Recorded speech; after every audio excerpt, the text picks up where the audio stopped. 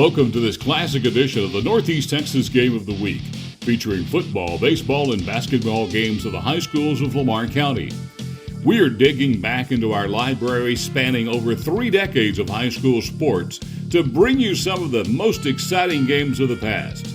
We will be right back with this week's game.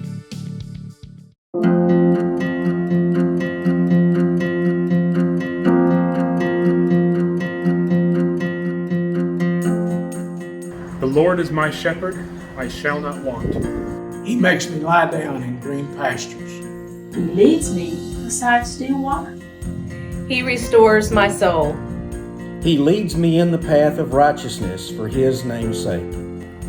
Even though I walk through the valley of the shadow of death, I will fear no evil, for You are with me. Your rod and your staff, they comfort me. You prepare a table before me in the presence of my enemies. You anoint my head with oil, my cup overflows. Surely goodness and mercy shall follow me all the days of my life. And I will dwell in the house of the Lord forever.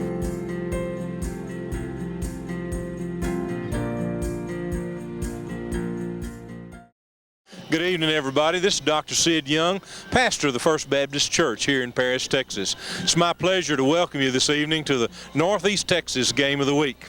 We're out here tonight at Noyes Stadium at Paris High School, where the Paris Wildcats are taking on the Jesuit Rangers. You know, this Friday night, as I've come out to the game, I've got my jacket on because it's brisk and cool. A big cold front has come through Paris this week, and the weather has changed dramatically from what it was last Friday night when the weather was so hot and miserable. It just goes to show you that you can never tell what the weather's going to be here in Northeast Texas. Well, you know, there are a lot of things that change in our lives every day. The weather changes, we change with age, we change jobs, we just have a lot of changes in our lives. But the one thing that remains stable in our lives is God's love for us. God's love is never changing. Even though I have to change clothes and put on warm clothes or cooler clothes, or come out to the stadium dressed casually, or go to church dressed in a suit, even though I have to make lots of changes every day, God's love never changes. We're delighted to be able to bring you this football game. We hope you enjoy it, and I just hope that you'll take advantage of the unchanging love of God in your life. Hello everybody, and welcome to Noyes Stadium, site of tonight's game between the Paris Wildcats and the Jesuit Rangers. Tonight's broadcast is brought to you here on FBC Channel 16. If you must use tobacco products, please move to the open area. Tonight is a homecoming game for the Paris Wildcats, and along with Tim Stone and Ronald Stripling, I'm Greg Cunningham, and we'll be bringing you tonight's broadcast. Tim Paris is coming in to this week's game suffering a couple of tough losses. What do you think we'll be looking for from Paris tonight? Well, Greg, Paris has played 2 quality opponents. Denison will be as good as any team anybody will play 4A football this year. And let's go ahead and get the national anthem out of the way, and I'll finish what I was going to say about Paris.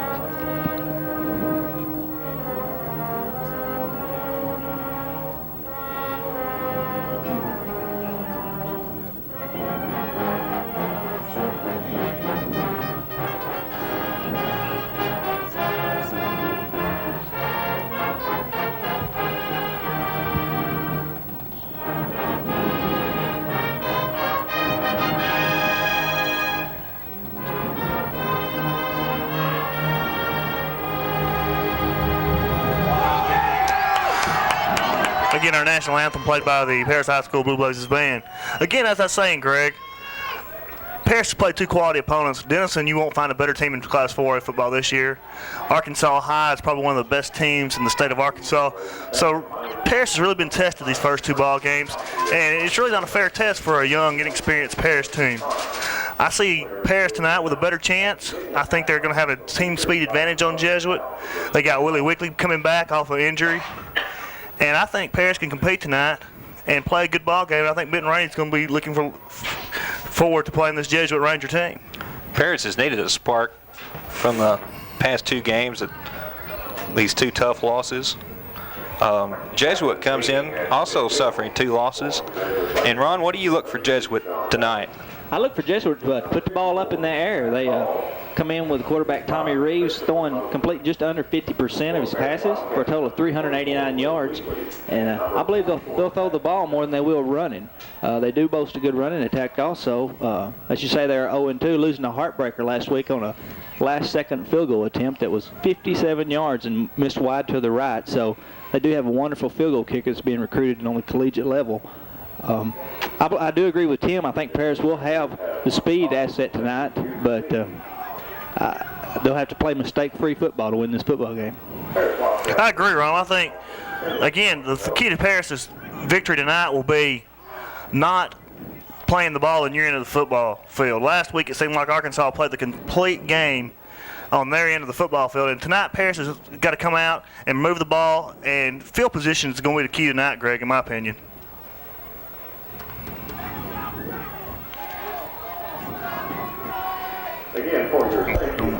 Looks like Paris High is going to kick off tonight. Put their defense on the field first. Be going from north to the south here on a lovely night to start Texas high school football for the 3rd week. A perfect night for football, guys. Beautiful weather, no wind blowing hardly, little if any from the north. And I think, Ron, this is an advantage for the Wildcats. They can kick the ball deep, play good defense, hold Jesuit, and again, it keeps playing Jesuit from playing that short field. They're going to have to play the long field tonight. Looking back on the last 2 weeks, you definitely want your defense on the field first. They did make some good stops last week in some key situations and force some turnovers, and this Jesuit team has turned the ball over.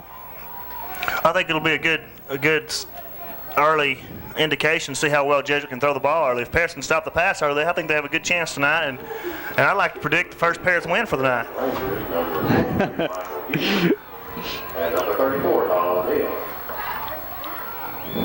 Paris secondary is going to be tested tonight. I think with Weekly back and with Joaquin Sims and John Lowry, I think they're going to be up to that test, though, Greg. And Paul Strom is set to kick off. Number 23, Michael Hughes back for the Jesuit Rangers. It's going to go to both men forgot the ball. Hughes is going to pick it up. At the 10-yard line. He found a hole on the left side. Good job of tackling there, but number 25 for the Paris Wildcats, Mason Crenshaw. Great job for a young sophomore to look like he had a little opening there. Crenshaw jumped in there and made a good, solid tackle, brought him down. What about the 25-yard line, guys? And the senior quarterback, Tommy Reeves, number 11, comes into the game. Jesuit Rangers come out, no huddle. No huddle. They're ready to start the ball game right here. Lined up, ready to go. Paris better be ready to play some defense now. 2 receivers split wide to the right, 1 to the left, 2 in the backfield. Corey Hill, Joaquin Sims covering man coverage on the left side here. Flags fly. It's going to be all sides Paris, Ronald. I believe they were in the neutral zone and made contact. I think the new rule is now if the defense encroaches, it's an automatic penalty. If the offense moves, that's correct. If there's no contact and the offense moves, like you said. Oh, but Paris is clapping. And again, false start. And again, early, you think if you come out with a no huddle, you get your play called, you ought to be ready to play ball. And no snap count. Jesuit, that's a mistake that, in my opinion, they shouldn't have made on the first play of the game. Nice break for Paris, 1st and 15. Cats need to take advantage of this and hold them back here deep and make them punt from deep in their own territory. Paris has made some defensive changes to not taking out a linebacker and putting back another man in the secondary, because they are expecting the ball to be in the air. Jesuit does change plays. Looking to throw on first down. And it's incomplete. Very important, guys, right here. Everybody's expecting the pass. Where was the quarterback when the play was over? On the ground. On the ground with 2 Paris defenders in his face. Corey Hill came from his left side cornerback position then, untouched, and put the pressure on the quarterback, and he really just threw that ball away. And for all practical purposes, that was not the receiver he was looking for, in my opinion. This will bring up 2nd and 15. And as I was about to say earlier about the quarterback Reeves, he comes into tonight's game after only 2 games, accumulating 389 yards in the air. It's a good stat right there. Again, you're looking for number 88, Adam Vilforti. He's the one he's his favorite target. And there he is right there. It looks like it's a little bit high and to the right. Once again, broken record. Where's the quarterback when the play ended? On the ground again. With 2 Paris defenders in his face. He had to throw over a defender coming in on him that time. Pass was high. That had to be the plan coming in for the Paris coaching staff, was to keep pressure on Reeves. Again, you got to look for Jesuit to go to the air here. It's the first 2 times they've had a chance now they've gone on the air. It's 3rd and 15. They may throw a draw play, but if I'm Paris, I'm looking for number 88.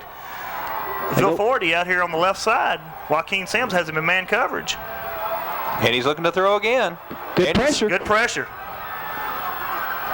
Short of the first down, guys. That'll be 4th and about 3. And guys, the Paris coaching staff has to be pleased with this first series for Jesuit to go 3 and out. It couldn't have gone any better for the Paris Wildcat defense, and you got to give credit to where it's due. And the defense did a good job of putting pressure on the quarterback. Then the coverage was there, and again, a great job by the Paris Wildcat defense to start tonight's ball game. I'm telling you guys, it's going to be a win tonight. That pass was complete for 10 yards, Adam Vilforti. But again, if Paris, your defense has done everything you've asked for all so far tonight. Paris playing the return on the punt, dropping 3 men back. Oh, it's a short kick. Shank punt, get away from it. Oh, Paris will start with excellent field position now and around the 49-yard line. About a 16-yard punt there, guys. And again, you can't ask for a better start for a high school football game tonight if you're the Paris Wildcats. Your defense has come on the field, taking advantage of a Jesuit mistake. After a short punt, your offense has got the ball 51 yards away from the end zone, and now the offense has to move. Very exciting for the defense. 3 plays and out. No first downs. Fresh in the ball game, and Paris needs to just move that ball right now. Again, the key, I think, for the Paris offense is to get outside. I think once they get outside, they'll have the advantage in speed. This is Jamie Hicks, the quarterback. He's pitching out. Markeith Wallace. Good Gary. Have about 5 or 6 on the play. Good job then by number 67 Vickers and number 75 Pagliastodio of opening a good hole there on the right side. Charbonneau leading the charge there on the pulling as a pulling guard, and a good gain there by Wallace.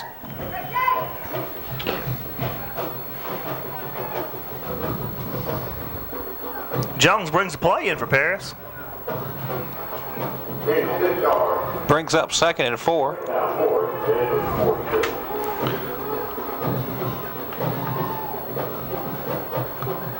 Well, let's go. We should get a penalty here, guys. I thought Jesuit was in the neutral zone when the ball snapped. Wallace is tripped up on the play. About at the line of scrimmage, maybe lost a yard. I don't see any flags down, though, so I guess it's going to be 3rd and 5. I definitely thought a Jesuit Ranger was offsides when the ball was snapped, but the officials kept the flag in the pocket.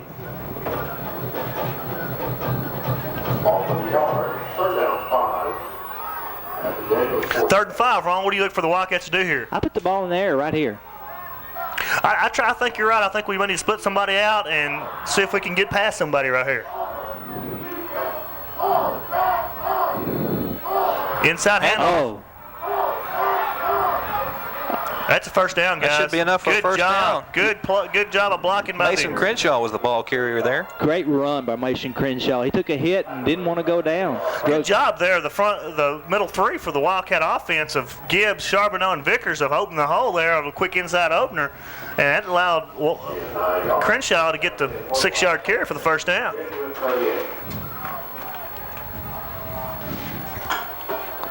Spotting the ball at the 38-yard line. Great start tonight for the Paris Wildcats. Gentlemen, I feel a wind in the air tonight, and it ain't from the north. This is Willie Weekly. Oh, he's around the corner. He will score, ladies and gentlemen, untouched. He's going to score. Welcome back, Willie Weekly. 38-yard run by Willie Weekly early in the first quarter to put the Paris Wildcats on top. First play in 2 weeks for Willie Weekly, and he scores. Welcome back, Willie Weekly. Welcome back, son. Great job of running there. Like I said, guys, opening the ball game. If they get to the outside, they have the speed advantage, and it looked like a little scat play to the left.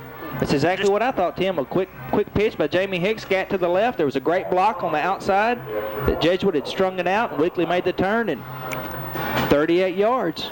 I think we'll have the replay after the kick here. Good snap. Good hold. Paul Strom's extra point attempt is good. Let's look at the replay, guys. This is exactly what Paris has got to do tonight. Take advantage of the speed. It's going to be just a straight pitch to the left to Weekly. Here it is, guys. Good lead block by Mason Crenshaw. Put the man on the floor. After that, it's all Willie Weekly. And welcome back, Mr. Weekly, after being off last week. The only man in the picture there. Wildcats in new territory with the lead for the first time of the season. And this has to be the spark that the Wildcats were looking for this week with homecoming and a good Jesuit Ranger team coming in. Great way to start the game for the Paris Wildcats, and that's got to be a confidence builder. Paris has played two, like I said, quality opponents, teams you're not expected to beat, but tonight they come out here with a speed advantage, and they come out here and hold them on defense early, and they score on offense early, and you just got to like having the momentum on your side for a change if you're the Paris Wildcats. You have to wonder now if Jesuit will go to the ground attack to try to gain a first down after 3 straight pass attempts.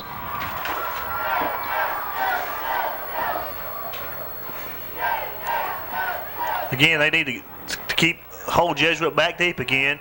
The Jesuit's going to pick up some yards tonight. Don't get me wrong. They're going to throw the ball, and they're going to complete some passes before the night's over with. Paris just needs to keep Jesuit from breaking the big one open. And I think they have enough team speed to keep the Jesuit Rangers from making the big play. And that's what they got to concentrate on here for the rest of the ball game. Number 3, Paul Strom, set to kick off.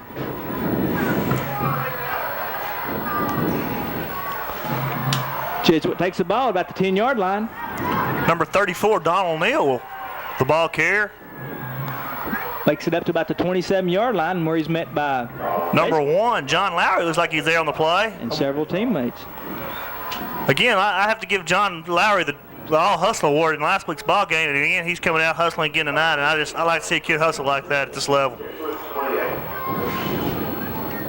They're going to spot the ball at the 28-yard line where Reeves will set up. You got to find Vilforti. He's on the left side, number 88. He is the quarterback's favorite receiver, and that's who you need to be looking for if you're the Paris Wildcat defense. Corey Hills looks like he's going to blitz. Rangers go to the ground. 34, your ball carrier. It's Donald Neal. Brought down on the play by number 2, Joaquin Sims, the Wildcats. Again, Corey Hill blitzing in from his left side, took on the lead blocker. The linebacker needs to slide over there and help him make that play, but a good job by Hill getting in there and at least forcing the guy to use up one of the blocks.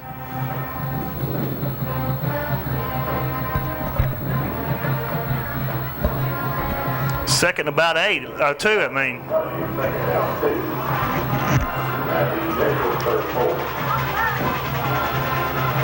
Reeves looking to throw.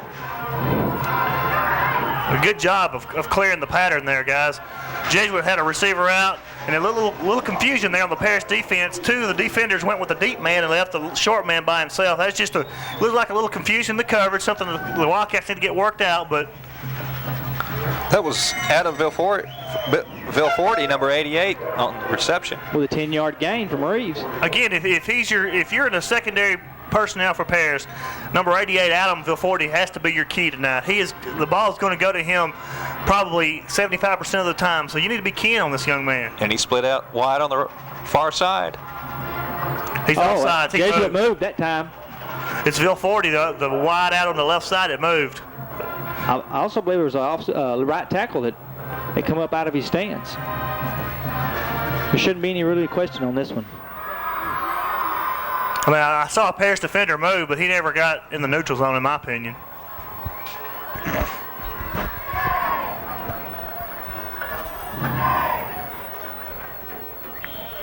So Jesuit will suffer its second penalty of the night.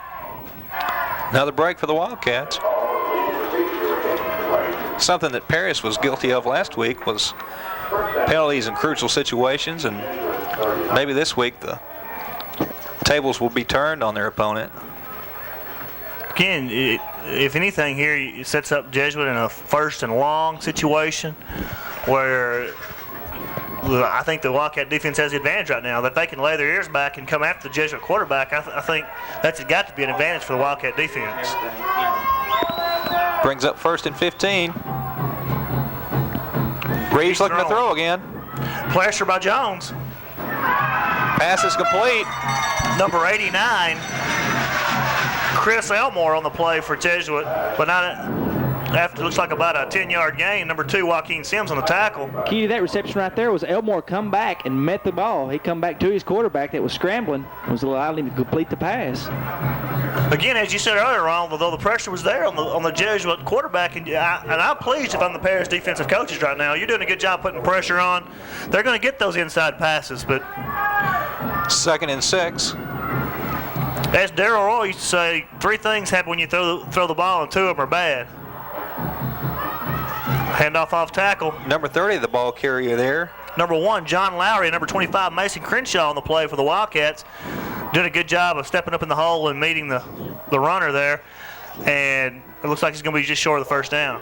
I want you to watch Darren Stredick on the play. Watch Reeves when he comes to the line. I'm sure he's making some kind of offensive play call right here in the huddle, but you watch him when he comes to the line. He'll read the defense and make an additional call. It's not I don't think it's an audible. I don't think he's changing every play, but he'll read that defense and tell his receivers something. You watch. Okay, you got Bill 40 split out wide left. He's the one you need to keep your eye on.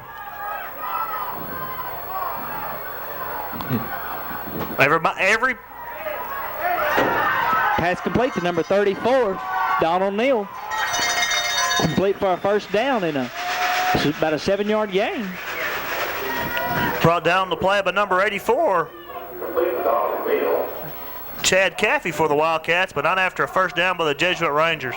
Again, that was almost every available receiver was in the pattern at that time for the Jesuit Rangers. The back went in motion, got out of the back, went into the pattern. He eventually caught the ball. And when that happens, the Paris linebackers need to know that, hey, there's not going to be a handoff. I need to be looking for a pass. Let's bring up 1st and 10 on the 39. Pitch out. Good job, Corey Hill. He lost his foot. Oh, great job, Joaquin Sims. Casty Jones, they did a good job of stepping up there. Hill brought the initial pressure, but then Sims and Jones stepped in there and before he could even turn the corner. It looks like he might have even caused a loss in the play. Donald Neal was the ball carrier there. Great pursuit by the Wildcat defense. Definitely, like I said before the game, guys, the Wildcats have the definite speed advantage, it looks like, early on in this ball game. They need to take advantage of that, and they're doing that right now.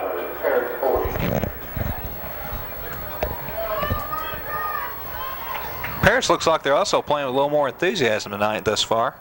Oh, you've got to like the way the Wildcats have played so far. They did a great job, intensity, put the pressure on. Oh! 84, I thought that was an interception for Paris. Chad Caffey, boy, he read the play perfectly, saw that it was fixing to be like a little flare-out.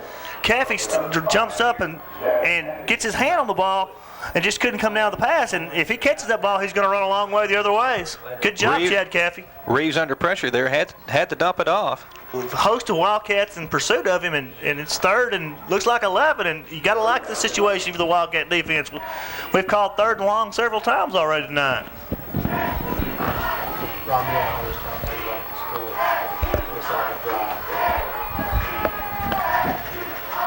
Two wide out, split out on the far side.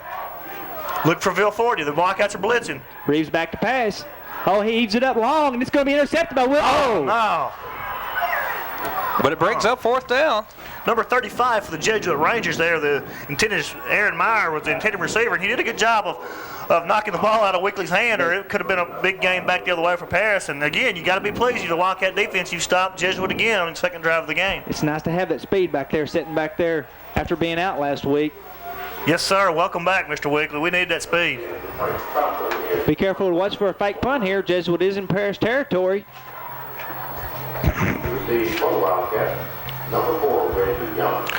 Trotman is the punter also. He's also the place. He gets a strong leg and does a good job punting this ball. Fair catch called by Weekly on about the 15.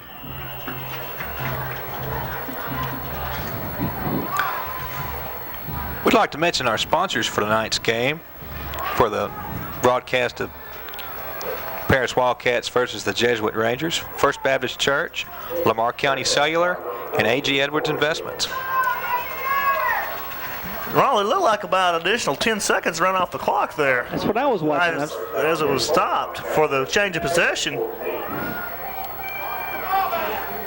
Hicks will set up here about the 14-yard line.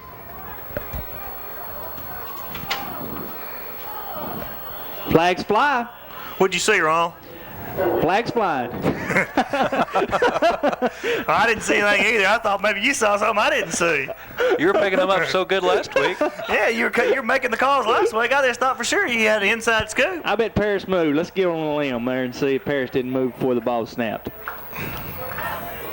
Well, we'll move it back 5 yards. That's not much of a gamble there. Looks the only way the Jesuit Ranger defense has been able to stop Paris tonight is on the penalty so far. That's about all the penalty could be before the ball was snapped. Well, this new encroachment call by the defense. 1st and 15. I think I look for the scat back to the right side with the Wildcats this time. Maybe they can get wide on the right side. Blake and Wallace are the setbacks. Misdirection. And this is Blake. Looks like he got the 5 back that was on for the penalty. Let's.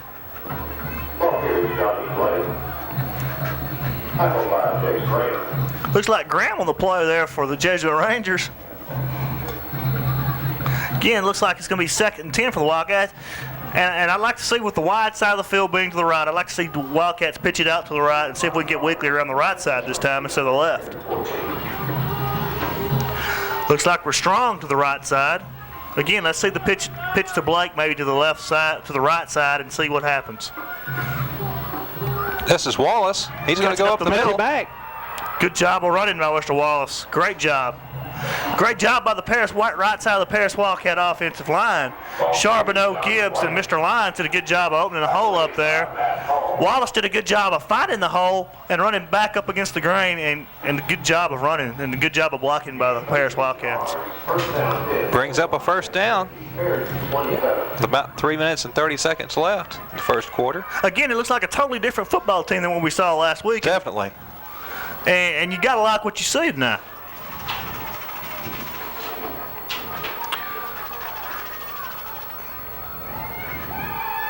Hicks the throw. Hill's open down the field.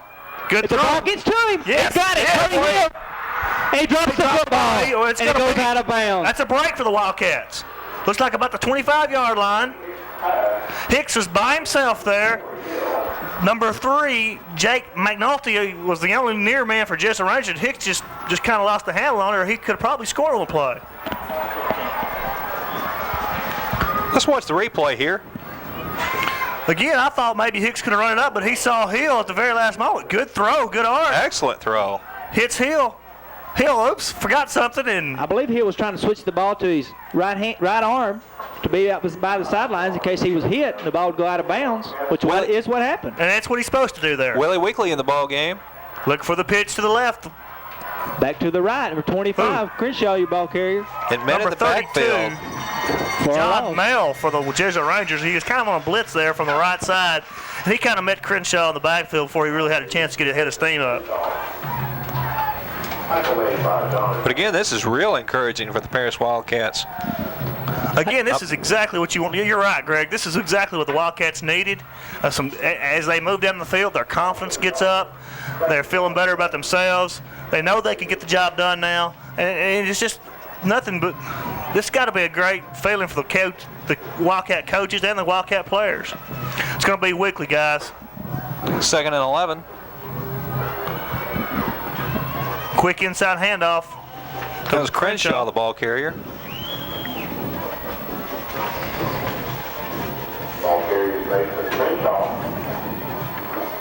Looks like 3rd and about 10 there, Ron. What do you call here if you're the Paris Wildcat offense?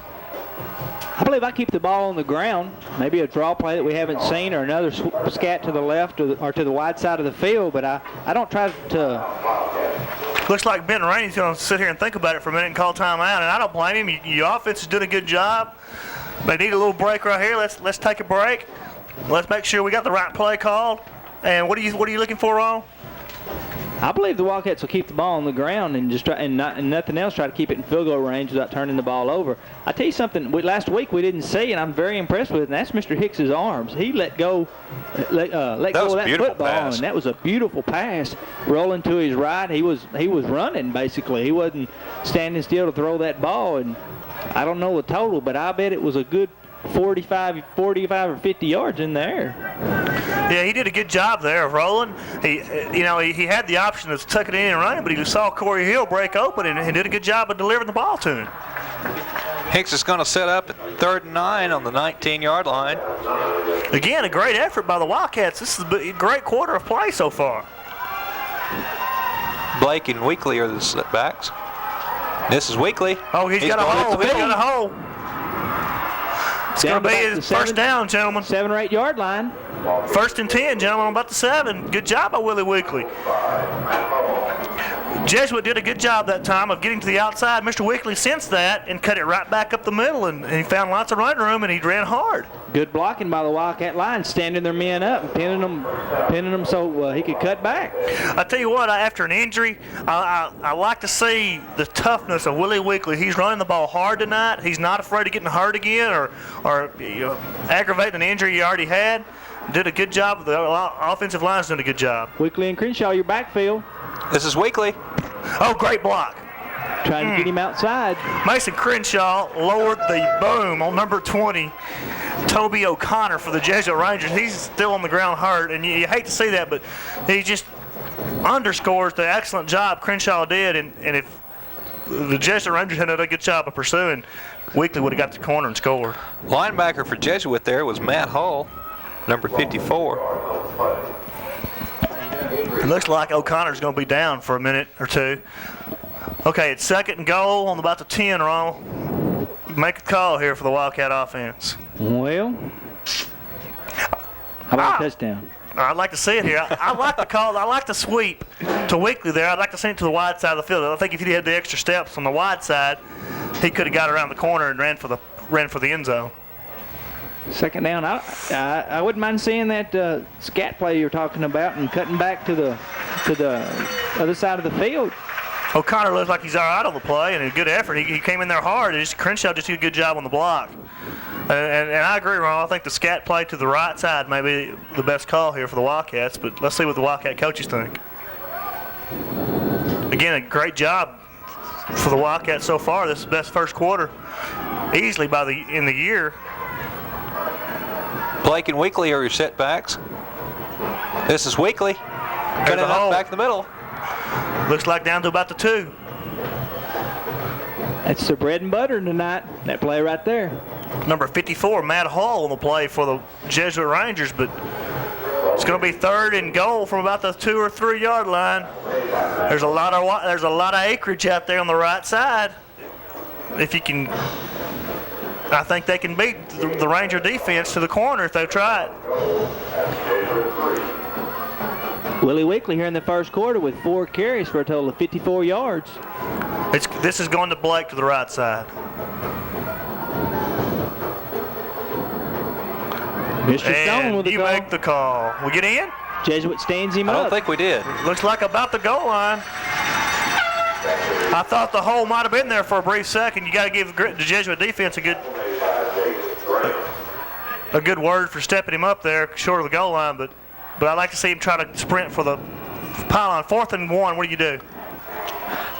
Well, after the first quarter ends, I play power football and go right up the middle with Mr. Marquis Wallace. And since it is the end of the first quarter with the Wildcats leading 7-0, let's take a break. God has called us to go into the world and to care for the dying, to care for those that are suffering. It's just what we do. So many houses are collapsed. People are economically weak. It felt like a freight train, honestly. It really did. You just felt the shaking. You felt the eeriness. When things like this happen, we have to come together. We have to help each other. Our marriage was broken. We were at the point of no return. The pain was just growing stronger, and I felt like I was getting weaker by the day. It's a dire situation. There is a great need for outside help to fill this gap for medical needs. I was at my lowest point, feeling unloved, and God brought in shoeboxes and gave me hope. We run to the fire, we don't run away from it. We're on a rescue mission, and we go in Jesus' name.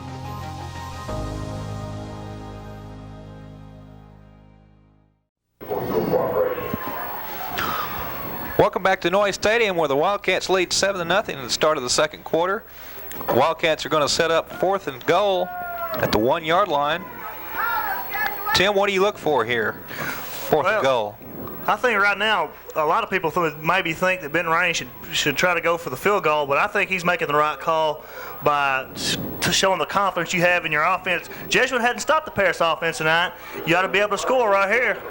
He's saying they can. My preference is Mr. Markeith Wallace right up the middle. Big, strong runner. My preference is Markeith Wallace to the right side over here. A lot of room over here. We're neither one right. Go for it. All right, great job, Jamie Higgs. 33 catches the ball for a touchdown. Johnny Blake. Johnny Blake, good call there, Ben Rain. I like that razzle. It's kind of a razzle-dazzle. You send Hicks out to the right. He has the option to either run or throw, and he could have done either, and nobody could have criticized him for doing either there, but he saw Blake open, he hits him in the numbers, and again, you got to be impressed with the arm of Jamie Hicks so far. If you're Jesuit, you play the percentages, and you're definitely expecting a run. Wildcats haven't only attempted one other pass, but the Wildcats come out throwing. Oh, I think the Wildcat coaches have done a good job this week of preparing the Wildcat offense. I like to see this look like a little, kind of a wide open approach. This kick is blocked. That's a live ball, gentlemen. If he scores, it's 2 points. I believe Mr. Strong will run him down. He better hurry. That big old boy. A missed tackle. Jones has got a shot at him. He made it. Oh, it's a big play, guys. That's going to be 2 points for the Jesuit Rangers for the conversion attempt for the Wildcats. I don't see any laundry on the play, so it looks like the play is going to stand. Paul Strom with a chance to make the tackle after the kick. I don't believe the kick was really blocked. I believe the kick was kicked so low it hit the lineman in the back. Again, number 54 for the Jesuit Rangers, Matt Hall. We've called his name several times tonight already. He's been the key to the Jesuit defense. He picks the ball up on about the 2 or maybe the goal line and goes 98 yards the other way. You'd think the Cats could have lugged the big guy down. Strom had a chance at him, but Hall is a big strapping lad like myself. 205-pound linebacker. Let's see. But again, you got to give him credit for having the presence of mind to pick the ball up and run. This is a replay of the touchdowns. Here's where Hicks rolling out. He had the option. Boy, great pass again by Hicks. Johnny Blake, it really held his defender off with his body. The defender was on him like a blanket, but he just really held him off with his body and protected himself and let the ball come to him. It was a great catch. And Hicks put it where it had to be. Looks like he's practicing some of that rebound position for Coach Carlton Cooper in basketball already, and he did a good job of playing position. And you got to like that. Great effort so far by the Wildcat offense and the Wildcat team. Again, Ronald, you probably called the field goal right because it's a low line drive kick. I'm not sure what's happening over there on the official score side, but they've failed to give Jesuit the 2 points on the scoreboard yet. But we realize the score is 13-2, Paris. If you're a Jesuit Ranger, you have to look for something positive, and that was definitely it. Now momentum may be on their side. Maybe they can come out and move the football. Well, your special team field goal block. It's the only person that had a chance so far to score for the Jesuit Rangers, and this game could come down to a game where a kicker makes a difference, and that kicker it's going to make a difference. Could be Frank Trotman, the Jesuit kicker. He's been known to kick the ball 60 yards. Back for the Jesuit Rangers is Michael Hughes and Donald Neal. Short kick by Strom. He called a fair catch. I believe if he'd let the ball go out of bounds, it would have just. They would have got a re-kick. It'd been a penalty, yeah. I think it'd been the 35-yard. The 30-yard line is not a bad starting position as the Jesuit Rangers come out trailing 13-2. That was Patrick Mosley. Again, another short kick, and Strom probably needs to go over there and work a little bit on the kicking. He looks like he's out of sync a little bit. Look for the Jesuit Rangers to put the ball in the air here. The scoring drive by the Paris Wildcats was 12 plays for 88 yards. Ended on a 2-yard touchdown pass to Johnny Blake. Ready to set up 1st and 10. Wildcats have looked very impressive tonight, guys. I'm impressed so far from what I've seen of them. Great job defense. Number 84, Chad Caffey. He's just a junior, but he's played it so far. He's in on that play. He's done a good job. He had a pass deflection already that could have been picked off for a touchdown. That was Donald Neal, the ball carrier. Kathy's doing a great job so far for the Wildcat defense. I'll have to give it to Mr. Tim Stone. Me and him were talking earlier before the ball game, and he was definitely pro Wildcat tonight and had a feeling. He felt that the Wildcats could produce tonight, and they definitely are. 2nd and 9. Reeves looking for hit. He's hit as he throws the ball, but Corey Hill put the leather to the quarterback after the throw. He smacked Reeves square in the mouth and put him on his back. And I guarantee you Mr. Reeves is going to get happy feet after a couple more hits like that. He completed the pass. You got to give him credit for that, but he paid the price for completing that pass. Brings up a first down, though. And again, Greg, I'm very impressed. It's like a whole different ball team we're seeing tonight for the Wildcats, and it's got to be a confidence builder for them. Well, having homecoming and having Willie Weekley back, there's two definite sparks for the Wildcats there. Gentlemen, I didn't see the personal foul on the play. Surely it wasn't for the hit by Corey Hill, the quarterback. I was communicating with Mr. Ricky Mackey, our statistician, and didn't see anything. Maybe it was on the tackle, but, man, I didn't see a whole lot wrong with that play by the Wildcat defense. They're going to spot the ball at the Paris 41. He's going to throw. Pass is complete. Uh-oh. Missed. Ball on the ground. We got it. Number Joaquin 2. Joaquin Sims recovers the ball at the Paris 37. Another break for the Wildcats. Great job by the Wildcat defense, guys. I'm telling you, there's going to be a win tonight, and it's going to be for the Paris Wildcats. I believe that pass was completed to Donald Neal, number 34. He broke a tackle and then lost the ball. Let's watch the replay. Neal was the motion man there. They hit him in the flats. Crenshaw, Cassidy Jones make the hit, knocking the ball out of Neal's hand, and Joaquin Sims opportunity knocked, and he picked the ball up, and Wildcat offense is back on the field. If Paris had a Bourbon Street, I believe they'd be dancing on it tonight. The Wildcats are on. Got to be excited. It's a big homecoming crowd, a lot of emotion in this game, and the Wildcats are playing good ball. This is Wallace.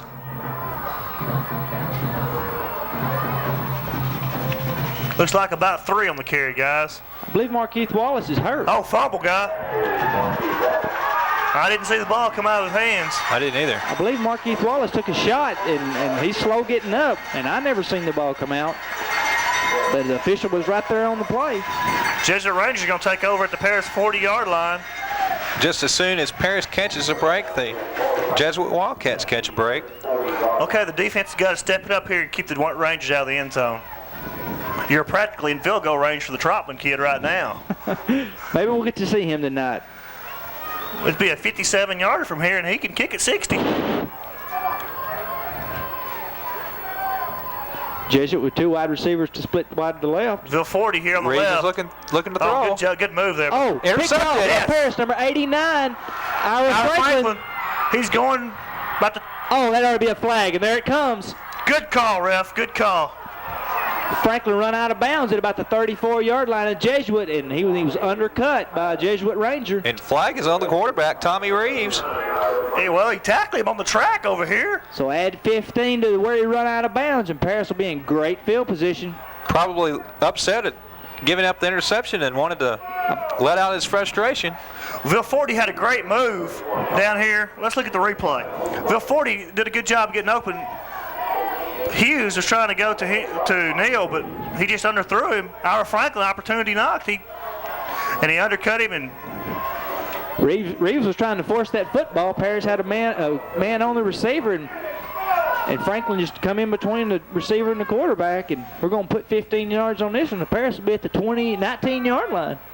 Paris doesn't realize, Jesuit Rangers don't realize when you get to that track over there, that's not the football field. You can't tackle on it. Wildcats are going to set up at the 19-yard line. Let's put the ball in the end zone, Wildcats.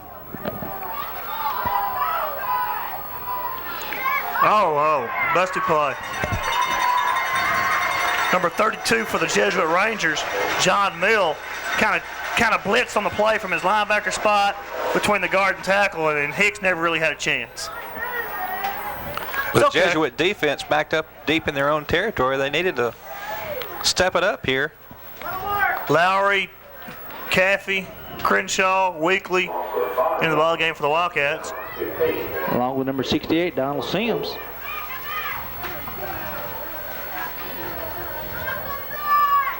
Tim, what do you do here, 2nd and 15? I like the rollout to the left. I know it's not Hicks' strong side to be throwing from, but I like that rollout to the left. Hicks has done a good job throwing it out. Let's try it. Oh, they're going to pitch it to the left.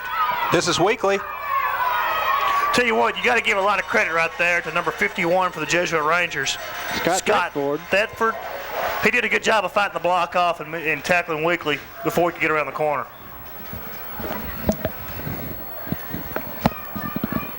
Third and 15 on about the 25, Ron. What do you think, Greg? I hate to see them put the ball up in the air here. They may well do it, but I'd like to see them try to put the ball maybe middle of the field and bring Strom on and try to kick the field goal. Let's give him another shot at it. I agree. He's going to roll to the right, look for a receiver. Lots of time. Receiver's open down the field. Corey Hill. The ball's going to be cut. He didn't have any pressure, and Corey Hill just let the ball bounce off his shoulder pads. Looks like he didn't catch it with his hands. He kind of let it. I tell you guys, I'm very impressed with Jamie Hicks tonight. He come out. That was a perfectly thrown ball. And the ball hit Corey Hill right in the hands. He just dropped it. Look at the replay. Hicks didn't have any pressure. He sees Hill behind the defense.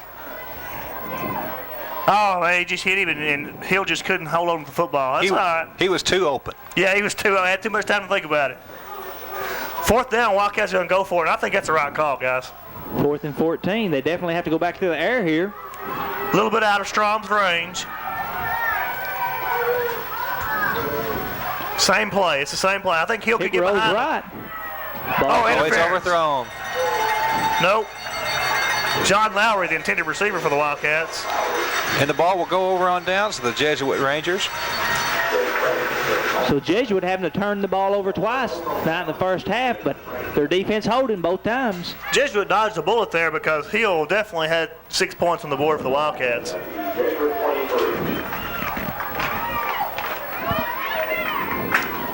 But you've got to be impressed if you're Coach Benton Rainey and staff how your Wildcats have played tonight. They've come back after 2 tough losses and have responded very well tonight in this ball game. Rangers are going to set up at the 23-yard line, 1st and 10. Reeves looking to throw again. Has a receiver. Oh, great job of tackling by number 75 for the Wildcats, Matt Pagliasotti. Good job of sticking the helmet right there between the numbers and putting him on his back. 4-yard gain for Donald Neal on the reception. Or was that Crenshaw? It looked like a 7. That might have been 25, guys. I believe it was 25, Crenshaw. Let's thank tonight's sponsors again: FBC Channel 16 TV, Lamar County Cellular, and A.G. Edwards Investment. See Robert Smith for all your investment needs next week. Brings up 2nd and 5. Jesuit with 2 receivers split wide to the right. And Reeves looking to throw. Rolls that way. He has a receiver downfield. That ball hits the ground. Can't one-hop him on this in this game. Wrong sport. Just under 8 minutes left in the second quarter. 3rd and 5. Look for the Rangers here to try to get Neal out of the backfield in the flat, which looks like one of their favorite passing plays, and maybe get the 5 yards that way. The Cats have done a good job of putting receivers on Ville Forty, and Ville Forty's had a hard time getting open tonight. They seem to have more success throwing the ball outside in the flats than they have across the middle. They've had the one ball intercepted and nearly another interception by Weekly. Again, Hughes hadn't had a whole lot of time to sit back here and think about it. It's true. Wildcat pressure's been tough all night. Reeves to throw again. He's under pressure. He throws the ball away out of bounds. That was a life-saving move by Hughes. Crenshaw putting the pressure on heavily in his face. And he says, I think I'll take the easy way out here, throw it out of bounds, and we'll get my punter out here. Trotman also the punter, and he can kick a field goal from 60, but we're just a little bit out of his range right here. Good strong leg, though.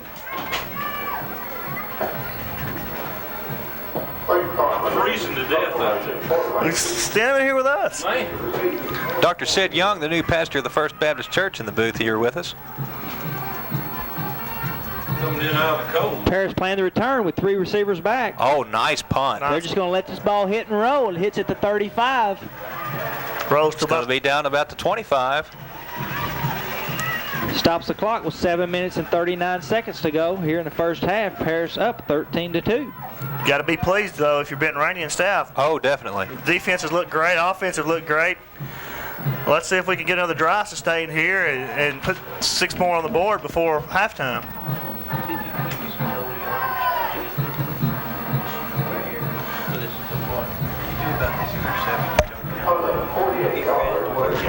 Dr. Sid, looks like a change in weather brought a change in the football team for the Wildcats. It's a great game tonight, guys. Paris has really come to play this evening. Oh, flags fly. Wasn't watching. Looks like motion on the Wildcats there. Let's talk about earlier, Dr. Sid, that Wildcats have had to face 2 quality opponents to begin the season with. Denison's going to compete for the 4A championship. Arkansas High is going to compete for the Arkansas High State championship, and this is really Paris has got a speed advantage now, and they're going to be able to win this football game. I've told the guys in the booth already this is a win for Paris High tonight. Tim has predicted it. Of course, my score prediction is Paris 50, Jesuit nothing. It might be just a little optimistic, Tim, but it certainly looks good for Paris High at this point. Hey, we're just 37 away. Brings up 1st and 15 for the Wildcats. This is Blake. Oh, there's a hole. Big hole. Still on his feet. Tackler there was Matt Hull, number 54. We've called his name tonight several times. He's going to be the Jesuit Rangers MVP on defense already. 13-yard carry by Johnny Blake. Again, a good job by the Paris High School offensive line. Number 79, Marquise Hicks. Number 75, Matt Pagliasotti. 67, Chris Vickers. Number 50, Mark Gibbs, doing a good job of opening the holes up. Blake had a lot of running room then, guys. Brings up 2nd and 3. What's the call here, Tim? I think the referees are trying to get the Wildcats bench kind of off the field. They're kind of encroaching a little bit on the sideline, and that's a safety factor for the players. Just under 7 minutes left in the second quarter. Now they can be penalized for that, and I think the referee just warned them. That's a good job officiating. You don't stickle for the rules. This is Blake again. Cutting back, but should have enough for the first down. Again, the Wildcat offense just flat out taking the ball game to the Jesuit defense and controlling the line of scrimmage right now. Tell y'all what, I think I'm going to give my headset up to Dr. Sid and let him join y'all for a little while. Dr. Sid, here you go.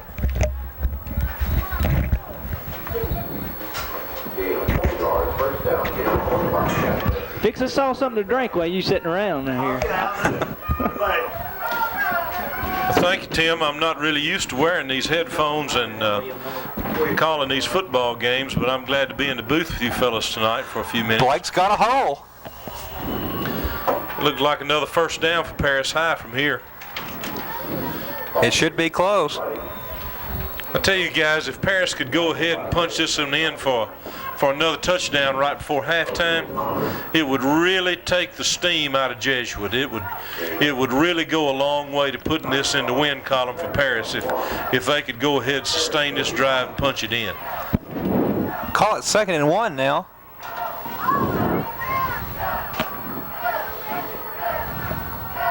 Ball's on the ground. Hicks picks it up, turns up field, won't have enough for the first down. I believe you're right, Dr. Young. This will be a confidence builder for the Wildcats if they can score another touchdown here before the half.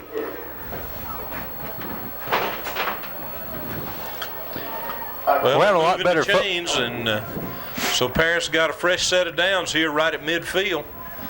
Looks like to me they've got a real chance here to score again before halftime. They'll spot the ball at the 48-yard line, 1st and 10.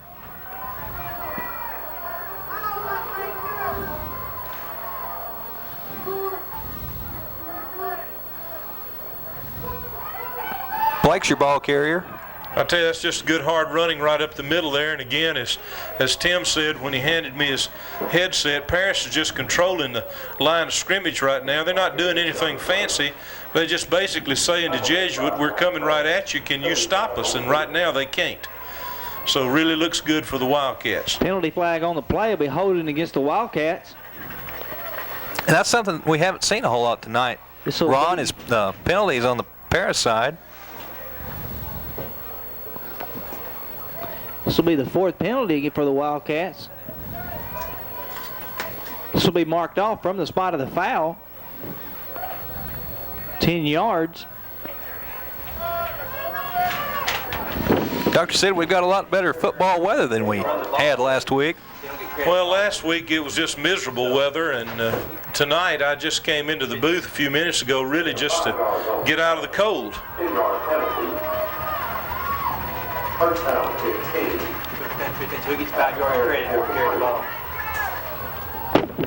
Fake handoff. Willie Weekley's still on his feet. Gives it to Weekley there. I believe he'll get that 5-yard back and give him 2nd and 10. Well, that was sort of a little misdirection play there, and picked up 5 yards for him. Fellas, I'm glad to be able to drop by the booth, and appreciate you guys bringing the area here, the game of the week. I'm going to give my headset back to Tim and just let you guys go ahead and enjoy the game. And again, we're just hoping that Paris High will be able to go ahead and punch this thing in before halftime and put a win in the column tonight. Well, Dr. Young, we sure appreciate you coming by and being in the booth with us. You're always welcome here. 25, Crenshaw, your ball carrier, cuts the ball back. It's going to be close, guys. Another nice gain. Yard or two short on them. Cut back to the right. The Wildcats, they're just dominating at the line of scrimmage and blowing their men back and pinning them and standing them straight up. And by the time they get free, Paris is by them. So Dr. said you're going to keep that last Friday night in October open. I'm going to be gone that Friday night, and you can step right in here and take my place. I think Dr. says good luck here for these Wildcats. I think so. Well, now, wait just a minute, guys. I was here last Friday night, and that wasn't too good a look last Friday night. We scored finally. So. This is Weekley. First down, guys. First down. Left side of the Wildcat offensive line. Charbonneau, Hicks, and company doing a good job over there of opening the holes up. And again, Paris Wildcats are just simply controlling the line of scrimmage right now.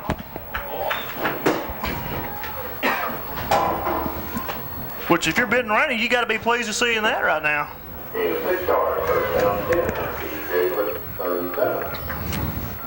Again, the Wildcat offense just steadily moving the ball down the field on Jesuit. This is Blake, reverse. Number 2, your carrier, Joaquin Sims. 51 again, guys. I called his name a while ago. Scott Thetford. He did a good job on the scout a while ago. Did a good job there of reading the play, stringing it out, making the tackle. Gain of about 6 on the play. The linebackers for Jesuit have really impressed me tonight. Him and Hall and the other guy named Mel done a good job of.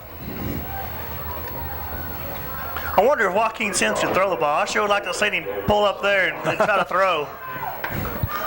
Wouldn't that look good, Greg? Oh, definitely. Again, I wonder if Leland McElroy can throw tomorrow. Might need to. This is Blake. Oh, he's got a hole to the outside. He's going to make it, guys. He's going to score. Touchdown. No flags. The play will stand. Touchdown, Wildcats. Johnny Blake, 31 yards. Kind of a lead draw there. They kind of sprinted out to the right. Hicks handed it back to his left. Do you go for 2 here? You definitely go for 2 here. Yes. One doesn't help you out any at all here. But they're going to kick anyway. Well, they don't have to go with what we say. That's why we're in the booth. We need to give Strom a chance to make up for last time. That's a good chance for them to do it right here. Paul Strom had a good year and good hole, good snap. Yeah. And that's the way it's done. That's a good. Strom is good. They need to practice on the extra points anyway against an opponent. Let's see the replay here, guys. Look at this little kind of elite draw. Hicks does a good job of faking the ball, hand it to Blake. Boom. Oh, who's the block out here? 44 Cassidy Jones leveled the Ranger in. Blake went untouched. Once Blake gets to the outside, his speed takes over. I sure hate to be a pessimist, but if you'd watch that replay again, you'd see Willie Weekley headed toward the line of scrimmage before that ball was snapped, and it was missed by the official. Oh, the crew's doing an excellent job. The officiating crew's doing an excellent job, Ron. Let's give them a break every now and then. That scoring drive consisted of 10 plays for 75 yards, giving the Wildcats 259 yards of offensive guys here in the first half. And did I say 50-0 would be the final score of this ball game? Jesuit has a total of 84 yards here in the first half. Ron, wouldn't that yard total for Paris almost be more than their yard totals for the last 2 games combined? Oh, it's definitely past that. Definitely. Remember, Paris 50, Jesuit nothing. Sir, I will pay off on that bet if that happens. And again, if Paris sees their 50th point, let's see everybody come on down to Noah Stadium and tonight after the game. Watch Ronald strip and run a little I'm track. glad this is delayed broadcast. Sir, ladies and gentlemen, there's no moon out tonight, but there will be if Paris scores 50 points. Strom picks up the ball, squibbling. This one, well, it was going out of bounds, but it's picked up by 35. That's not a smart play. Unless you run it back. Oh, we're going to get a clip. Boy, that flag was thrown way across the field. I'll give him 20 yards on the toss. And he was stuck by number 89, Ira Franklin. Man down for Jesuit. I believe it was the ball carrier, number 35, Aaron Meyer. Aaron Meyer was stuck on the play. I hope we got a replay of this because he was definitely stuck. We might see the penalty on the replay.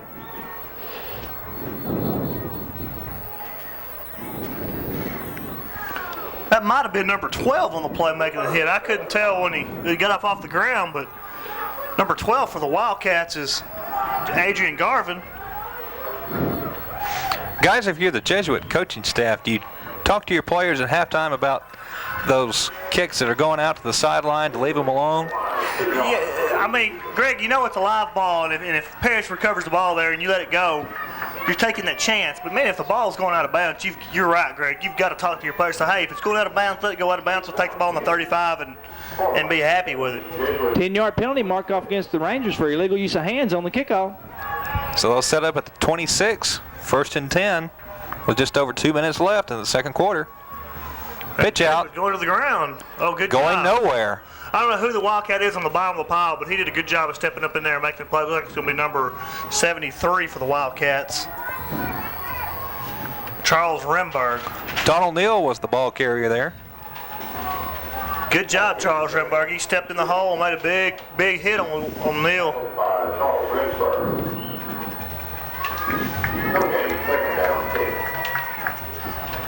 Jesuit comes out. Wide receiver split to the left, to the right.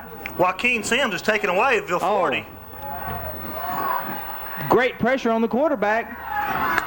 Reeves is complete. To Ville 40. To his favorite receiver there. Sure thought they moved. Let's look at the replay on that kickoff. Look at the hit of Garvin here. You may see the illegal use of hands. Straub kicks it short and to the left. Neal takes the ball to the right, and he's fixing to get stuck by number 12. Boom! Adrian Garvin. Put the helmet in the breadbasket. He's looking for that lost breath of air he had. 2nd and 4 for the Rangers from their own 32-yard line, 33.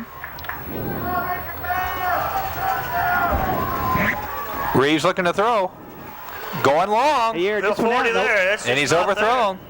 Again, 2 receivers back there with 2 Wildcat defenders back with Ville 40. 4th and 4. What do you do for the Jesuit Rangers here right before halftime? You go for it on 4th down, Ron? No. Too much time left. About a minute and a half left in the ball game.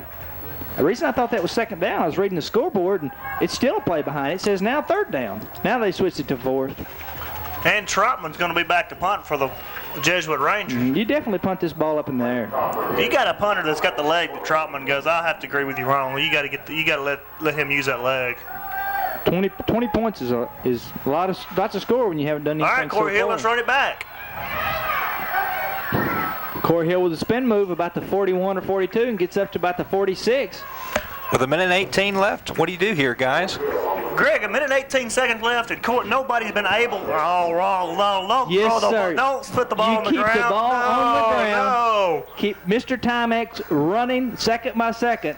And you don't shoot yourself in the foot with a 22 lead before halftime. Sir, there's not two people that can cover Corey Hill right now. Jimmy Johnson is not coaching, and neither are you, so you can't use that style of offense. Okay, guys, keep the okay. ball on the ground. You cannot stop Corey Hill with his number 24 here that's slower than my mama.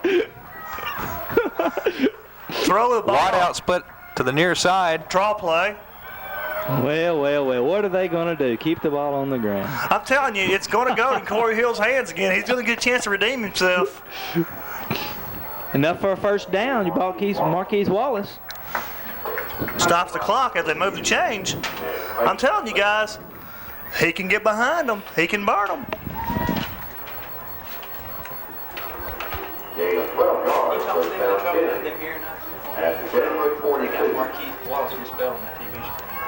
We'll get it halftime. Clock starts again. 50 seconds left.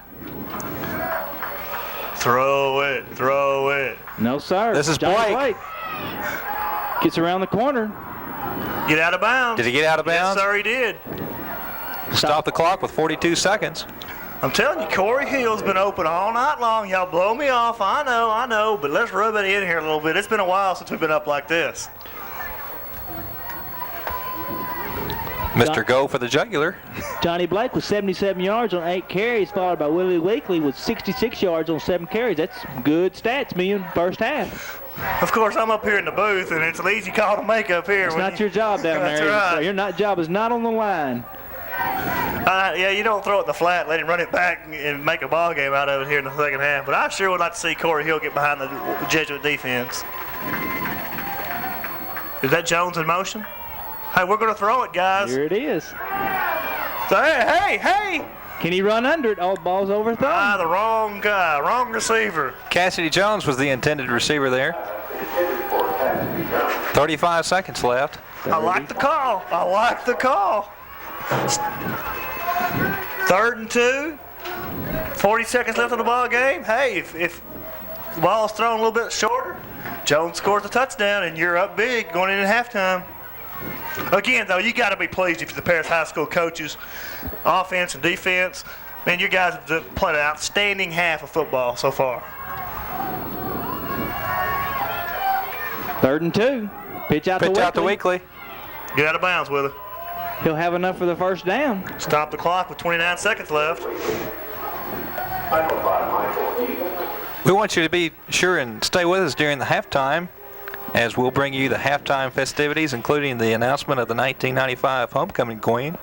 Anybody want to take bets right here in the booth? Well, we better not take any bets. Dr. Jones, or Dr. Sid might be up here.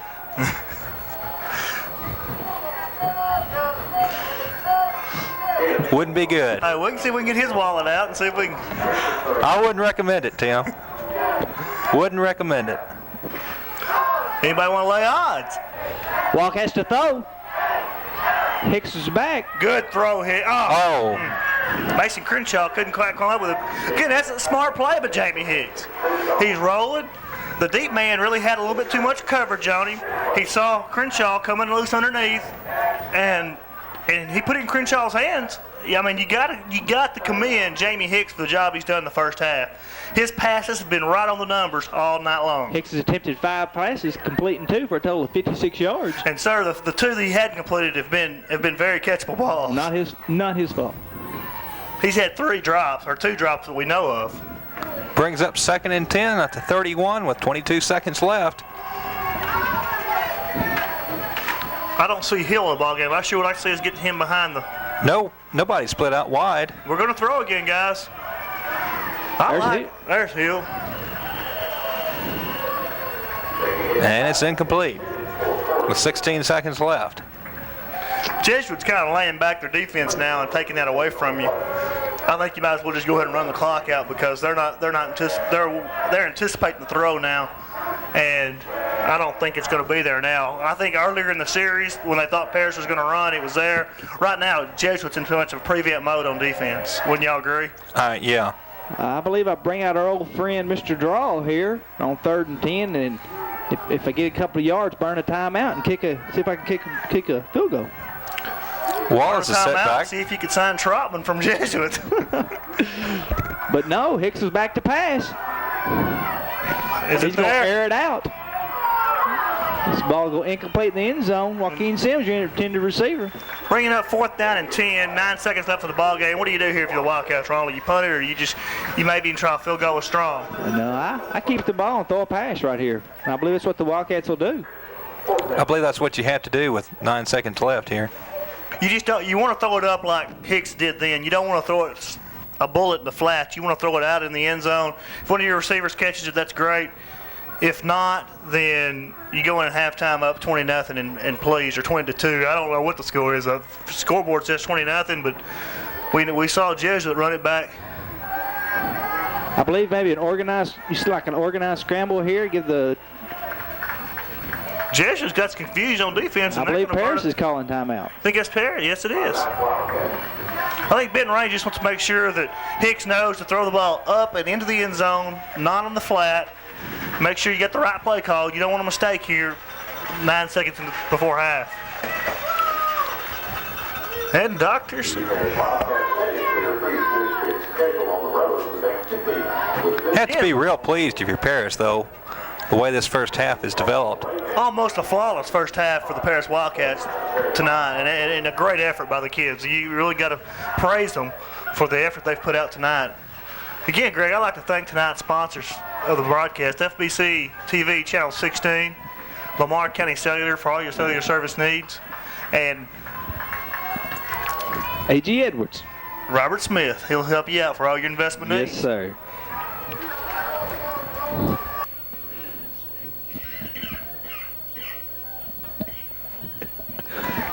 Here we go, 4th. Here come the Wildcats, 4th and 10. From the 31. Hey, we're playing a Catholic school. Let's do the Hail Mary. Hey, there you go. Two split outs on the near side. And here we go. Hail Mary full of grace. Oh, tipped around. Oh, incomplete.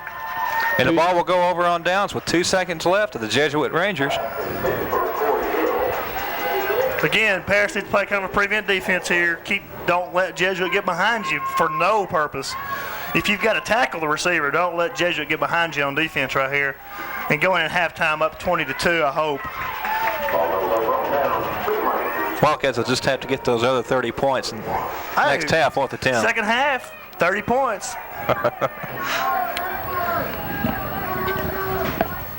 Remember, you heard it here first on FBC Channel 16 TV. And that was Tim Stone predicting with the Paris prediction 50, there. Jesuit nothing. Reeves is setting up his play here. Willie Weekley back deep for the Wildcats. And Ville 40, but great closing tackle by Willie Weekley. My son has been drinking, and I think he's using drugs. I just feel so ugly. I don't want anybody to see me. So sad all the time. I can barely get out of bed.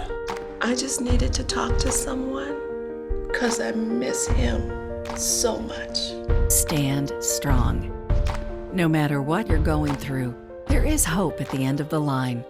Focus on the family. How can we help? Welcome to the 1995 homecoming activities.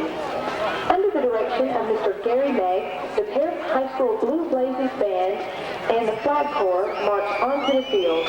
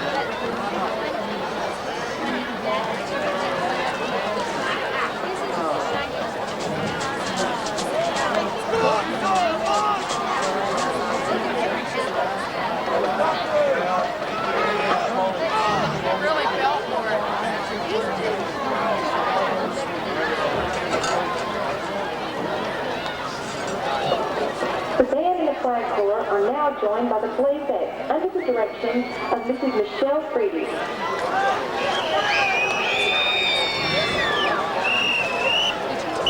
And the cheerleaders directed by Mrs. Cheryl Brown. All homecoming activities are under the direction of the Student Council of Paris High and Mrs. Jerry Bankhead.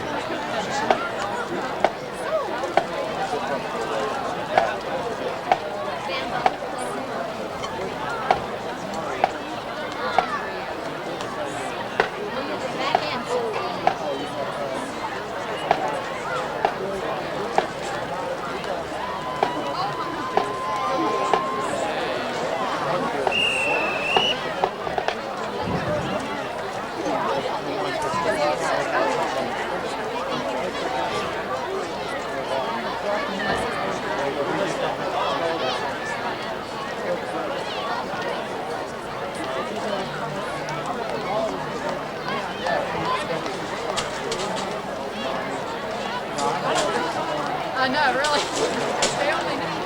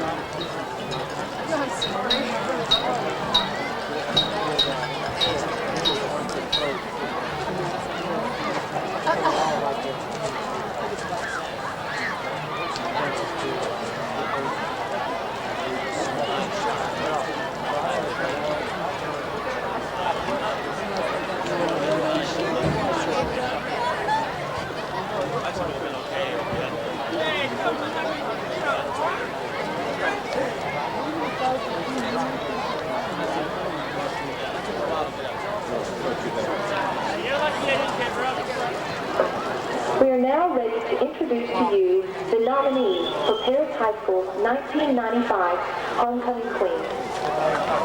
Our nominees will enter in the order in which they drew when selected by the student body and accompanied by our band.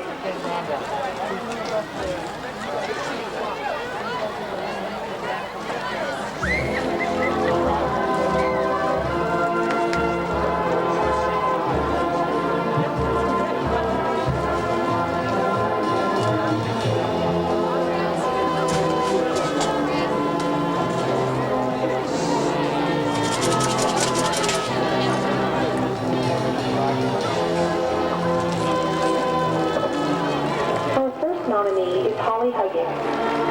Holly is the daughter of Mickey and Phyllis Huggins. She has one brother, Jason.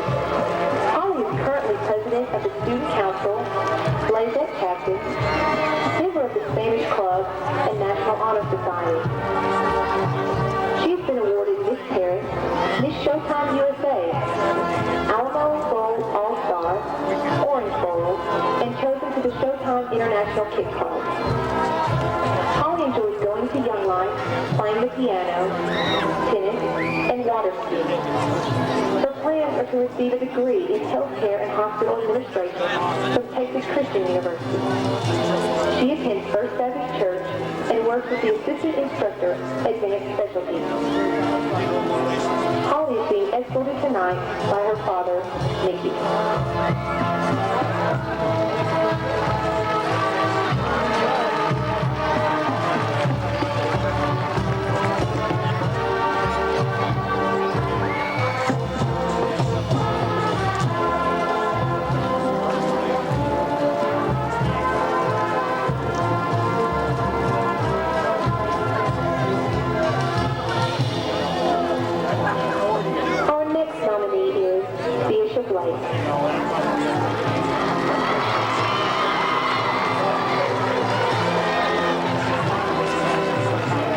the daughter of Sandra and Larry Thompson, has one brother, Keon, and the granddaughter of Faye Blake.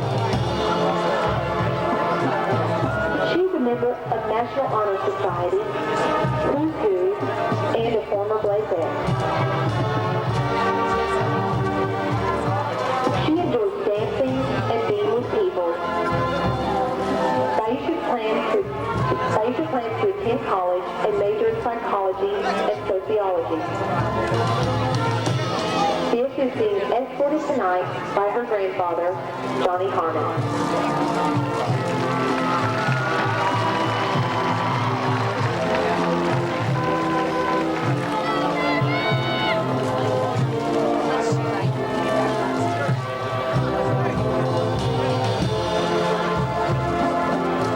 Our next nominee is Stephanie House.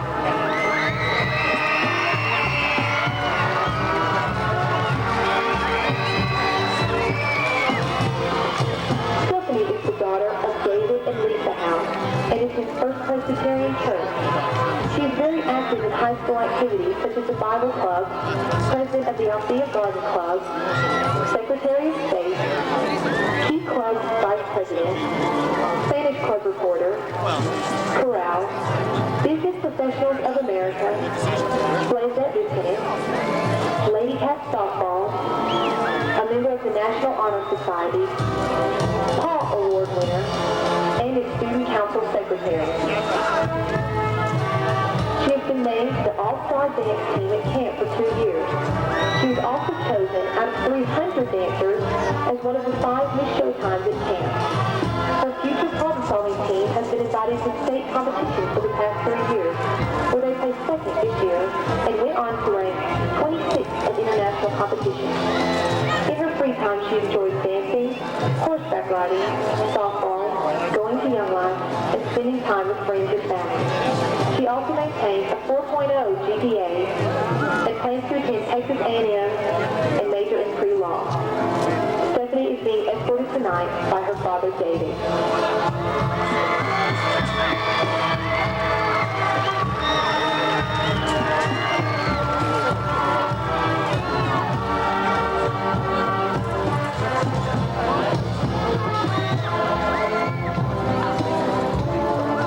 Our next nominee is Carrie Glass.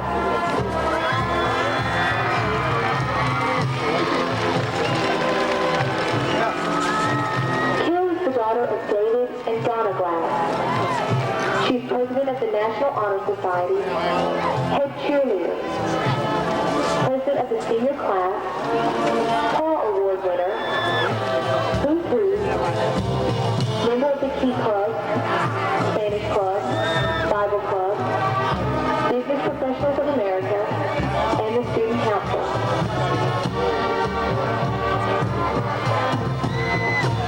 Carrie's future problem-solving team attended the State Bowl and advanced to international competition in Rhode Island. In her free time, she enjoys Young Life, exercising, and spending time with family and friends. Carrie is also a member of the First United Methodist Church. Upon graduation, Carrie will enter the field of medicine. Carrie is being escorted tonight by her father, David.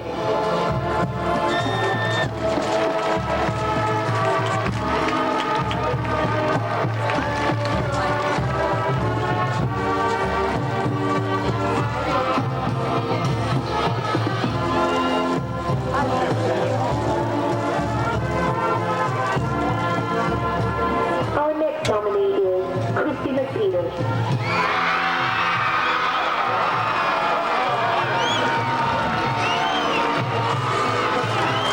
Christy is the daughter of Audrey Gill and John McPeters, and the granddaughter of Dorothy Edwards. She is a member of the National Honor Society, drum major, Who's Who, volleyball, basketball, and the track team. Christy has won several awards in sports and band. Outstanding Girl for Band, Most Valuable Player for volleyball, basketball, track, and field, and Lady Cat Award.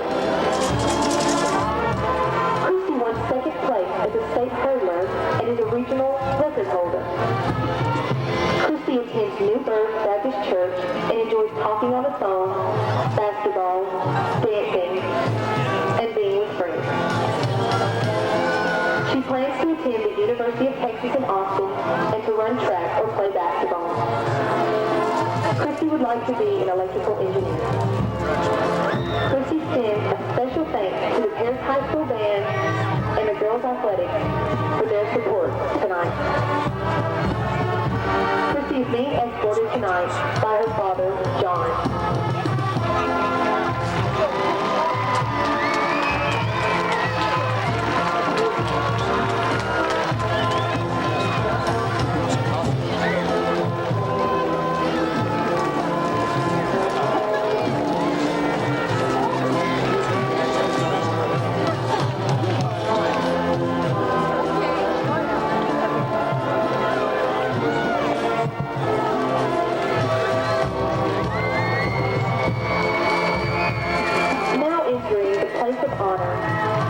Jennifer Crumpler, homecoming queen of 1994, who will crown the new queen.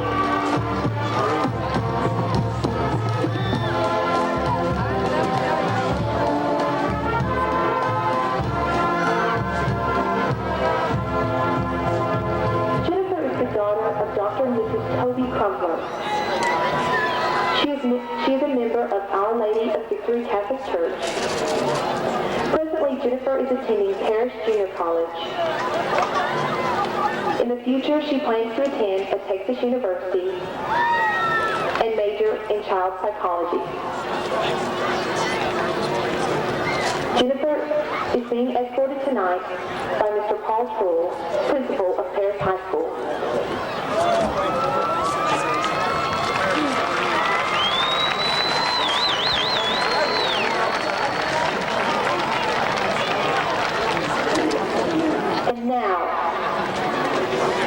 The moment has arrived when the name of the 1995 homecoming queen will be revealed.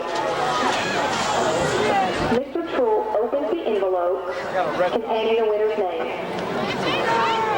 Jennifer announces, Christy McPeters, the new 1995 homecoming queen of Paris High School.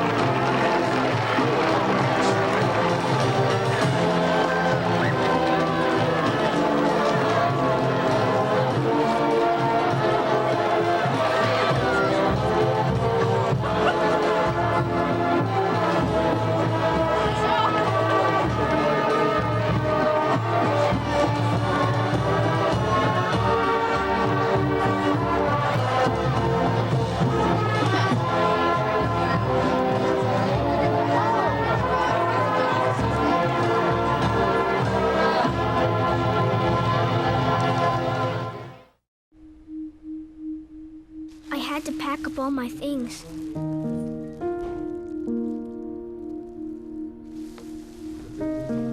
I had to leave my home.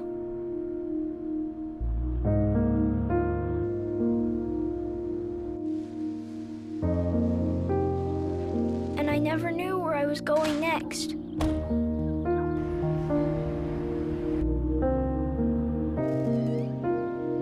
It felt like I never even had a say. But then you came along.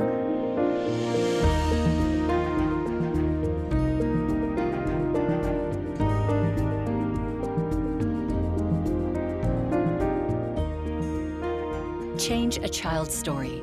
There's a child in foster care waiting for a volunteer like you. Learn how you can help at CASAforchildren.org. Welcome back to the second half at Noyes Stadium, where the Wildcats lead 20-0. Where before the halftime we thought that Jesuit had 2 points on the scoreboard. Tim, explain what happened on not having the 2 points. Well, Greg, what happened on the play was Jesuit was penalized on the run back after that gained possession of the ball, and instead of the officials and the way the rule book reads, that has become Jesuit's ball, and Paris can no longer get another chance for the extra point. But the way they penalized Jesuit was they took the 2 points off the board. So the score now is Paris 20, Jesuit nothing, and a great effort for the first half by Benton Rainey and his Wildcats and his coaches. They did a great job. Ron, it's pretty well been on Paris all through the first half. Tell us about some of the statistics. Paris ended the first half with a total of 253 yards of offense. Jesuit ended up with 75 total. Paris was led by Johnny Blake with 77 yards on 8 carries, followed by Willie Weekley on 69 yards for 8 carries. Jamie Hicks was 2 of 8 on passing for a total of 56 yards. Paris did have 4 penalties for 35 yards and 8 first downs and turned the ball over twice. On the other side of the ball, the Jesuit Rangers had 4 first downs, penalized 3 times for 20 yards for a total of 75 yards of offense. They had 6 passes completed and 16 attempts for a total of 69 yards. And Paris just basically controlled the ball. Had several long drives for scoring attempts, scoring touchdowns, and like I said, basically just controlled the first half, guys.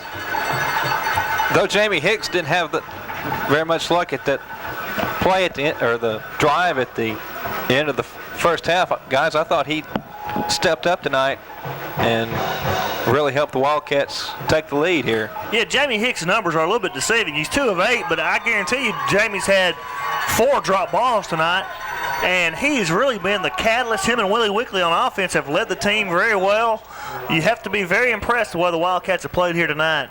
And the defense has stepped up too. The defense has done a good job. The Jesuit offense has really gone nowhere tonight. They've completed a few short passes, but they've kind of just shut down the Jesuit passing attack to Villeforti, and you've got to be proud of Benton Rainey and his players and his coaches. They've done a great job preparing this team tonight. The Wildcats are going to take the kick to start the second half. Back deep in the south end zone. Back deep for the Wildcats will be number 42, Markeith Wallace. Up a little bit in front of him will be number 2, Joaquin Sims, and number, can't see, guys. Oh. Maybe 21 or 24. How about 25 or 24, Willie Weekley? That's who it is, I believe.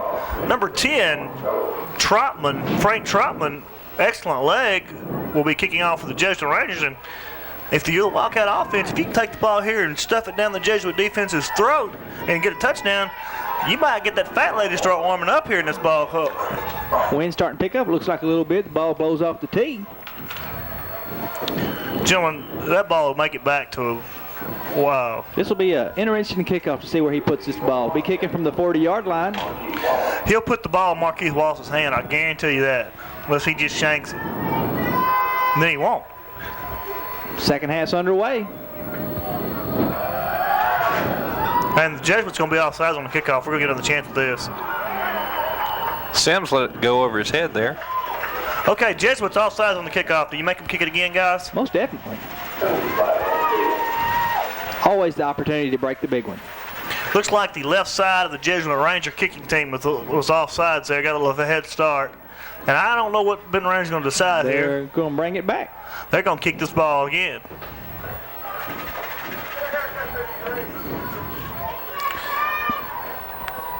You know, number 53 over there for the Jesuit Rangers is not wasting a whole lot of money on shampoo and conditioner, is he?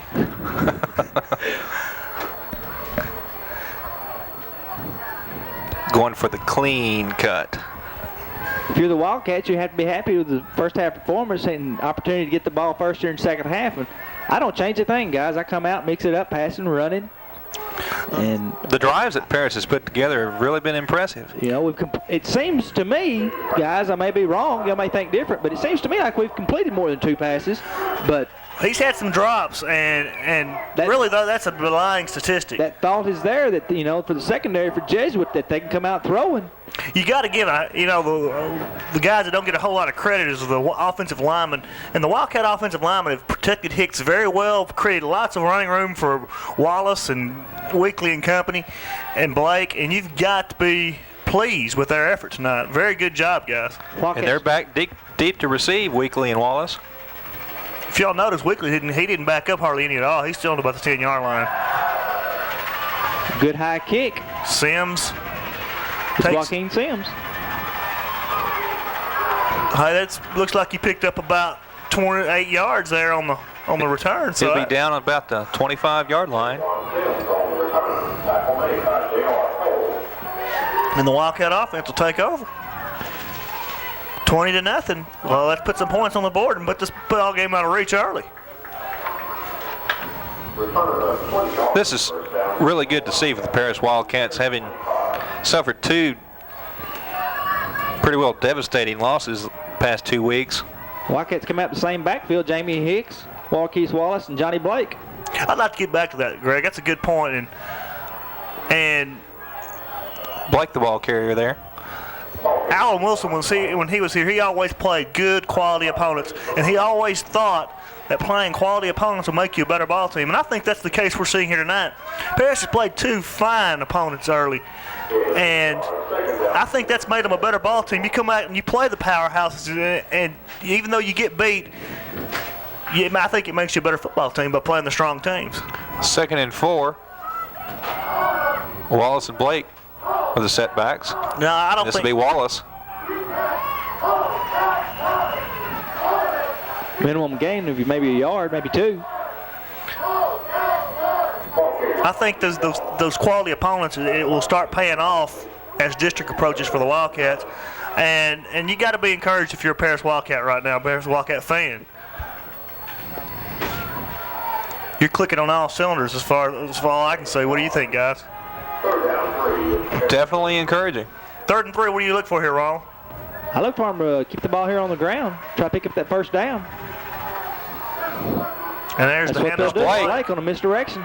Good job. But he won't have it. But he's going to be stood up. Number 44, Jace Graham for the Jesuit Rangers is going to bring up 4th and about 2. Good job of Mr. Graham stepping in there and meeting Blake as he stepped into the hole. And that's going to bring up a punting situation for the Wildcats, which is not a strength of their team right now, is punting. First punt tonight, guys. But you got to like that if it's 2 minutes in the 3rd quarter and you're just attempting your first punt. Back to punt for Paris, number 7, and his name is the mystery player. Keithness Dixon, guys. I don't know where I got that, but back deep for Jesuits, number 3, Jake Minogue. Good punt. Get to it, guys, before it rolls, but good job. That's a live ball, guys. Remsburg did a good job of killing it. And they're going to mark it on about the 49-yard line of the Rangers. So now we get our first look at the Wildcat defense for the second half. Reeves and company will have their work cut out for them against the defense, being down by 20. Well, let's see what adjustment the Jesuit Ranger offense might have made, and let's see how Paris High responds to that right now. Look for Jesuit to come out throwing as they send 2 receivers wide to the right. Looks like Mr. Villforty is going to be staying with Mr. Sims the rest of the night because he's been on him all night. Donald Neal, the ball carrier. Just missed in the backfield by number 1, John Lowry, but number 68, Donald Sims and company there to make the stop. Minimal gain. Good job for the Wildcat defense. Defense is pretty well taking up where they left off at halftime. Again, what you don't want to happen here, you don't want to let Vilforti or one of their receivers get behind you on defense and the ball get lofted to him. You want to keep the offensive man in front of you. Bend but don't break. Yeah, bend but don't break right here. Good point, Greg. 2nd and 9. Neal in motion. Lowry blitzing. Good pressure. Reeves is incomplete there. 89, Ira Franklin almost picked off his second pass for the night. He had it in his arms and just dropped it. But a good job by Franklin by getting in the pattern and disrupting the pass. And Mr. Franklin's played a great ball game tonight. Pass something along to the audience that they probably can't see because our camera angle view, but something you don't see in high school football that much is the plays being signaled in, almost like NFL style from the Jesuit sideline. Yeah, usually on offense in high school, you show the plays in, and looks like Jefferson's got a signal style of calling ball. That's good. That's a very good point, Ron. Brings up 3rd and 9. 240 on Sims. Reeves the throw. That's who he's He has a looking man for. open. That's overthrown. Oh, great job. Was Reeves' arm hit there? Because the ball looked like it kind of floated a little bit. Yeah. Number 89, Chris Elmore, was the intended receiver, and he did a good job of going up high and getting the ball. The Wildcat coverage was there then, and any attempt that Jesuit had, it was just by the receiver going up and making something out of a high throw. It's 4th down, and the Rangers will be forced to punt here. Trotman with a good leg. He can hurt the Cats here and put them deep if he gets a good punt off. And he had off the side of his foot to break. Wakely gets the bounce, picks it up, and looks like he's brought down by number 51, Scott Thetford, on the play. But again, you got to be pleased with the Paris High School defense, man. They've done a great job tonight. They've pretty well shut the Jesuit Ranger offense down. This is the offense that scored 23 points against Class 5A opponent Allen last week, and that's quite an achievement, I think, for the Paris High School defense. Great job, guys. And gave up 2 yards in midfield, in good field position. After having given up 102 points in the last 2 weeks, you really have to be pleased. That's correct. The defense pitching a shutout so far. Wildcats 1st and 10 from their own 25. Pitch back. This is Crenshaw. Minimal gain. Met by the Jesuit defense. The Jesuits kind of going with the flow now. The Wildcats are kind of sending somebody in motion to the one side. They're pitching the ball that side. Look for a misdirection back the other way, maybe like a reverse or something they're over pursuing right now. I think you can take advantage of that. If you call it a reverse or that little lead draw they ran that scored on earlier in the ball game, something like that would be really beneficial right now. No gain officially on the play, 2nd and 10. Crenshaw and Weekly are your setbacks. What we got here, guys? We have a delay. Looks like we got too many men in the backfield. Hill lined up on the slot on the right-hand side there, and I think it's going to be an illegal formation on the Wildcat offense. You had 2 backs, you had another man, a wing back on the left side, you had your quarterback, and then Hill. Looks like he might have moved or might have been, he was set and got back out of the position. That'll be the fifth Wildcat penalty tonight for 40 yards. Well, I'd like to see us roll Jamie Hicks out and give him that option to either tear that field and run it or find somebody open, which he's done a good job of finding the open receiver tonight. Blake and Weekly are the setbacks. 2nd and 15 from the 20. There's a trap play up the middle. Good job of blocking. This is Blake. Good strong running. Good job, guys. Good 67, Chris Vickers. 75, Matt Pagliasotti. Good job of trap blocking there, creating a hole. And Blake running heads up and strong. Picks up about, 10 yards on the play? There's a good shot of the scoreboard tonight. Wildcats leading 20-0. Unfamiliar territory this year, but I'm sure one they would like to become accustomed to, leading the ball game. 9 yards officially on the gain, brings up 3rd and 6. 3rd and 6 is good to get down for the Wildcats because the way the offense is played, the Jesuits got to pretty much try to guess what they're doing, and it can be a pass or a run here. Looks like Hicks is going to throw. Man open, Cassidy Jones. He's got to get it he out. throws this one up. Throw it up for grabs. Don't throw it up for grabs. Oh, good job, Casty Jones. Catches the ball, and he'll pick up a couple of yards. He's going to be about a yard short, looks like, Ron. But again, you got to hand it to Hicks for scrambling, finding an open space. Was a dangerous throw, though. Dangerous throw in the middle of the field. It kind of made anybody's ball, but Jones did a good job coming back and making the catch. 4th and about 3. Looks like the Wildcats are going to have to punt here, Greg. 3 yards. 4th down, 3. Paris, 33. And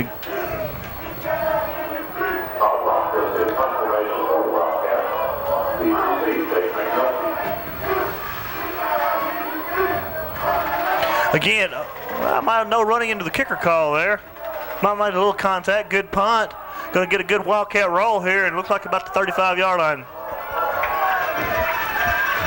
Again, on the last pass, I'd like to say that going to his left side is not Jamie Hicks' strong side, but he did a good job of making the best. The pursuit was there. He spun back around and got the ball off. He could have been sacked for a big loss, and he didn't do that, and he allowed the Wildcats to punt from pretty good field position and kind of pin the Jesuit Rangers back on about their own 35-yard line.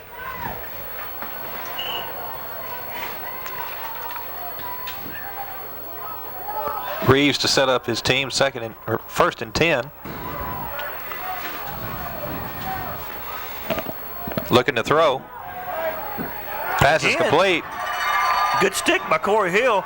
35, Aaron Meyer, the ball catcher. Again, though, you can't fault the Wildcat defense. There were 4 men in coverage all around him. If he caught the ball, he wasn't going far there. And even though you let him throw all those underneath patterns all you want right now. Good pressure that time on Reeves. The pressure's been there all night for the Wildcat defense, and you got to be impressed of the job the defensive line for the Wildcats have done tonight. 2nd and about a foot. Franklin, Hicks, Pratt coming back for the first time this week have done a good outside. Oh, Meyer, after catching that ball, lines up and wanting another move this time before the ball snapped. Another costly penalty for the Rangers. Looks like he was just in a little bit of hurry. Might be saying, hey, they're going to throw the ball to me again, and I'm going to get a head start because these guys from Paris pretty quick. Jesuit now with 5 penalties on the night for 30 yards. And it takes them from 2nd and 1 to 2nd and about 6, and again, it kind of your play calling is a whole different from 2nd and 1 than it is 2nd and 6. Receivers split to each side. Vilforti over here looks like he's going to work against Adrian Garvin. Neil, your drop play. Nothing there. Good job, number 25 Crenshaw. Number 44 Jones, linebacker, sniffed that draw play out beautifully. Neil, the ball carrier there. Defensive line putting a lot of pressure there, and great job again by the Wildcat defense. We've said it all night, and it's been true all night. They've done a great job. They've really stepped up. You got to be proud of the way the Wildcat team has come back this week after 2 hard losses, and you expect them to be kind of down, but man, they've come up, played with some intensity, and you got to be impressed if you're Benton Ray. 3rd and 6 for the Rangers.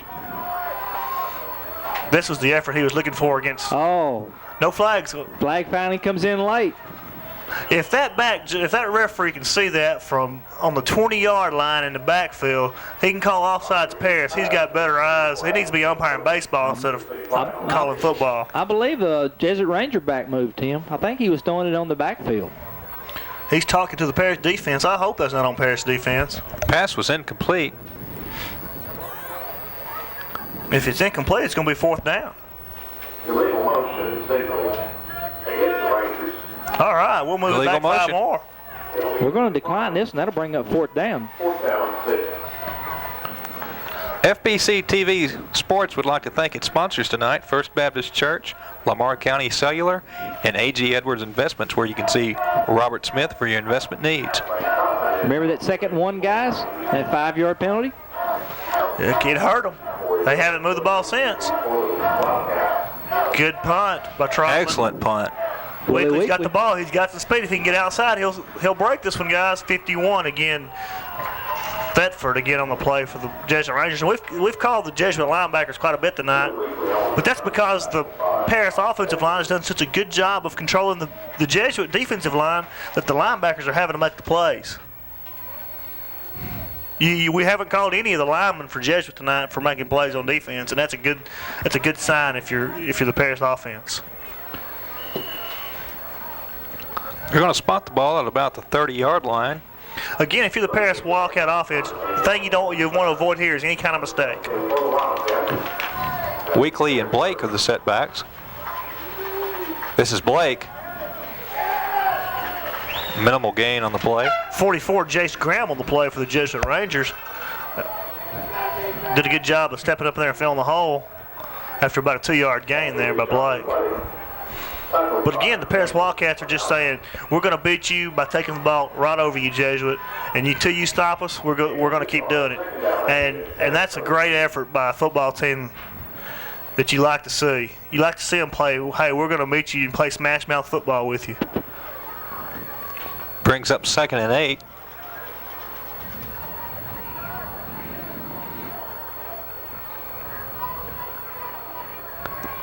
Willie Weekly. Good strong run. Flag on the play. Flag comes in from the back, Judge. Looks like it might be a holding call on Paris. Let's look and see what the officials got. Man, what's he got out there for a flag? A tablecloth? That's the call. Look at that flag. That's the call. Babe, 10-yard penalty. They need to run that thing up on a pole. For holding. Ronald Stripling there with the call on the penalty again like he was last week. Our official in the booth. Have to get me a black and white shirt. We'll have to get you a black and white shirt. I want the hat too, but I want the white hat. Hey, what you need is that tablecloth flag that guy's got. I don't want no yellow tablecloth in my house. 3 minutes left in the third quarter. 2nd and 15 for the Wildcats. 2 receivers split out wide to the right for the Wildcats, something we hadn't seen. He's got to stick that thing. Hicks looking to throw. Across the middle. Ooh, right Corey Hill. Great job. Hicks threaded the needle there between number 55, Christopher Mosley, and number 3, Jake McNulty. And he threw. I would have said, don't throw that ball, Jamie Hicks. And he threw it right between the two of them He gets back what was penalized on the last play, and then a little bit brings up 3rd and 2. Nice play by the Wildcats. Had 2 receivers split wide to the right. I was personally looking at those 2 receivers, and then Hicks comes up throwing across the middle. Hicks done a great job. Now, I know his stats don't really show that, but he's had some passes dropped, and you got to hand it to the quarterback. He's done a good job. Pitch out. This is Wiggly. Oh, no. Fumble. He lost it, guys. Ball on the ground, and Jesuit's going to recover this one. They're trying to pick it up and run with it. I hope Paris gets it back. Jesuit's going to have the ball at the 25-yard line of the Paris Wildcats. Number 65 for the Jesuit, Joseph Ornelas, comes up with the football. Weekly just never had the pitch. It was kind of a hard pitch, but one I think Weekly probably should have handled. If we can get a replay on that, we can see it. It was come up in kind of Weekly's face. Weekly kind of bounced off his face mask, and here it is, guys. Here's the replay. Hicks, no, it hit him in the hands. Weekly just dropped it, and then it was a mad scramble for the ball, and Ornelas came up with it. Back to live action. Neal, good job, Casty Jones. Great job of tackling. Corey Hill makes the hit in the backfield and gets away from him. Casty Jones was all over him, though, Ronald. He had him. He wouldn't let him go. Linebackers for Paris High tonight have stepped up and played some good ball. We've called Jones's name enough tonight. We've called Mason Crenshaw's name. The defensive line has done a good job getting penetration. Linebackers are doing a good job of filling in and making the tackles. Call it a 2-yard gain officially on the play on the 24-yard line. 2nd and 8. Receivers split to each side for the Rangers. Neely's looking to throw it. Reeves is going for his favorite target. Good job. Adrian Garvin, number 12, stepped in front of Vil 40 and slapped the ball. If he didn't get that ball, gentlemen, that's 6 points. Excellent play by Garvin. Let me tell y'all something. Hughes went to the ground again. The pressure has been there all night. I don't know if we have this on replay, but I'd like to see it if we do. Ooh, Adrian Garvin just got enough of the hand in the way to block Vil 40's division, or that was 6 points. Good job by Mr. Garvin. Good job by the Wildcat defensive front four of getting the pressure on him. And it's going to be a big 3rd down and 8. This is definitely in Trotman's range for a field goal. But do you go for it here, Ronald? 4 down territory? Reeves to throw. Screen pass. Oh, great job. John Lowry, guys. We've called that name a lot in two games of Paris.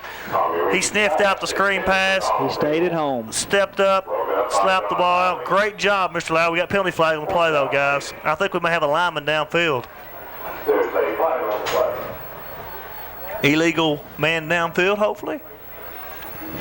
Ira Franklin's going to help him out with the call. He's pointing against Jesuit. I agree with you, Ira. It looks like it's all Jesuit. Let's move them back more and make Troutman kick the ball from a long way. Replay on the guys. Let's look at this. Again, look at the job Mr. Lowry does here of sniffing this out and breaking it up. Bottom left of your picture. Just setting up the screen. Lowry, if the ball would have been lower, Lowry could have stepped in front and gone for 6 the other way. Good job, Mr. Lowry.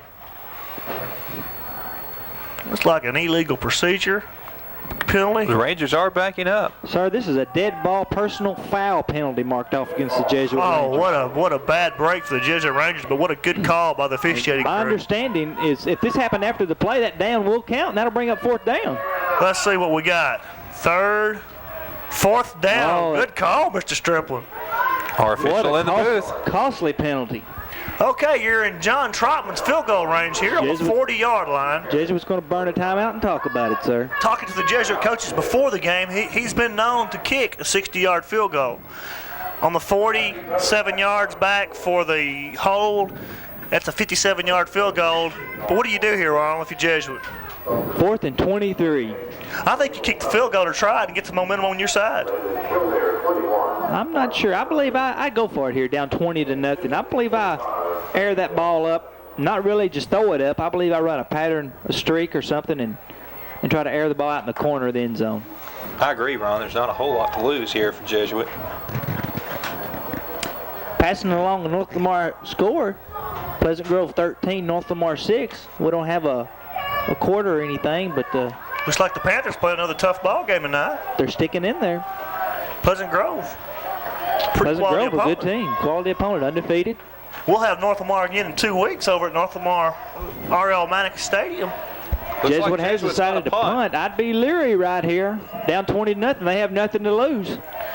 Really, to me, this is too much yardage. This is too short for Trotman to punt. I mean, he's got too much leg to be punting right here, unless he can pooch it. That's what they're going to do. Pooch he's going for the sideline, and good job. Good job, Mr. Trotman. About the 9-yard line, that ball goes out of bounds. He coughed and cornered that beautifully. You don't see kids in Division I NCAA doing a better job than that. It's a good job. Again, Paris will start on its own 10-yard line, but again, the Wildcat defense has stepped up in there and played great ball tonight. And couldn't happen at a better time with homecoming. A little opinion on the officiating there by somebody in the stands. I think she likes the referee. Yes, you're getting beat 20-0 is always the referee's fault. The referee's fault. That's what we were saying last week. It was last week. 1st and 10 at the 9-yard line. Wallace and Blake in the backfield. This will be Blake. Back to the left. Number 55, Christopher Mosley on the play for the Jesuit Rangers. Again, you got to be conservative right down here with your goalposts behind you if you're the Paris offense. You would like to get it out of the deep end of your own territory, though. I'd be pleased to see a 1st down here and then maybe a punt. You don't want to be punting from deep in this territory. 1 yard, 2nd down 9. 10 yards. 2nd and 9 officially.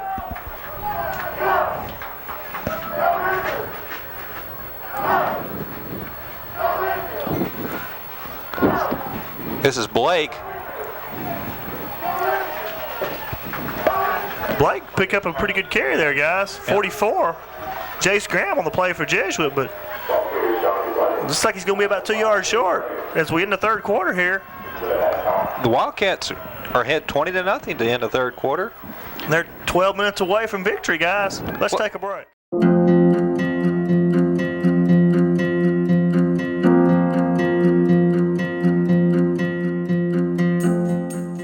The Lord is my shepherd, I shall not want. He makes me lie down in green pastures. He leads me beside still water. He restores my soul. He leads me in the path of righteousness for his name's sake. Even though I walk through the valley of the shadow of death, I will fear no evil, for you are with me. Your rod and your staff, they comfort me. You prepare a table before me in the presence of my enemies.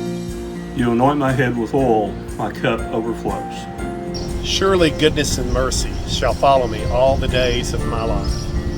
And I will dwell in the house of the Lord forever.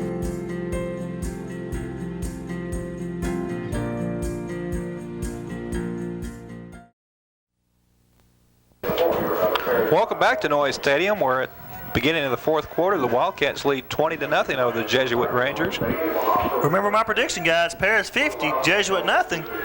We're 30. A 30-point fourth quarter will get us there.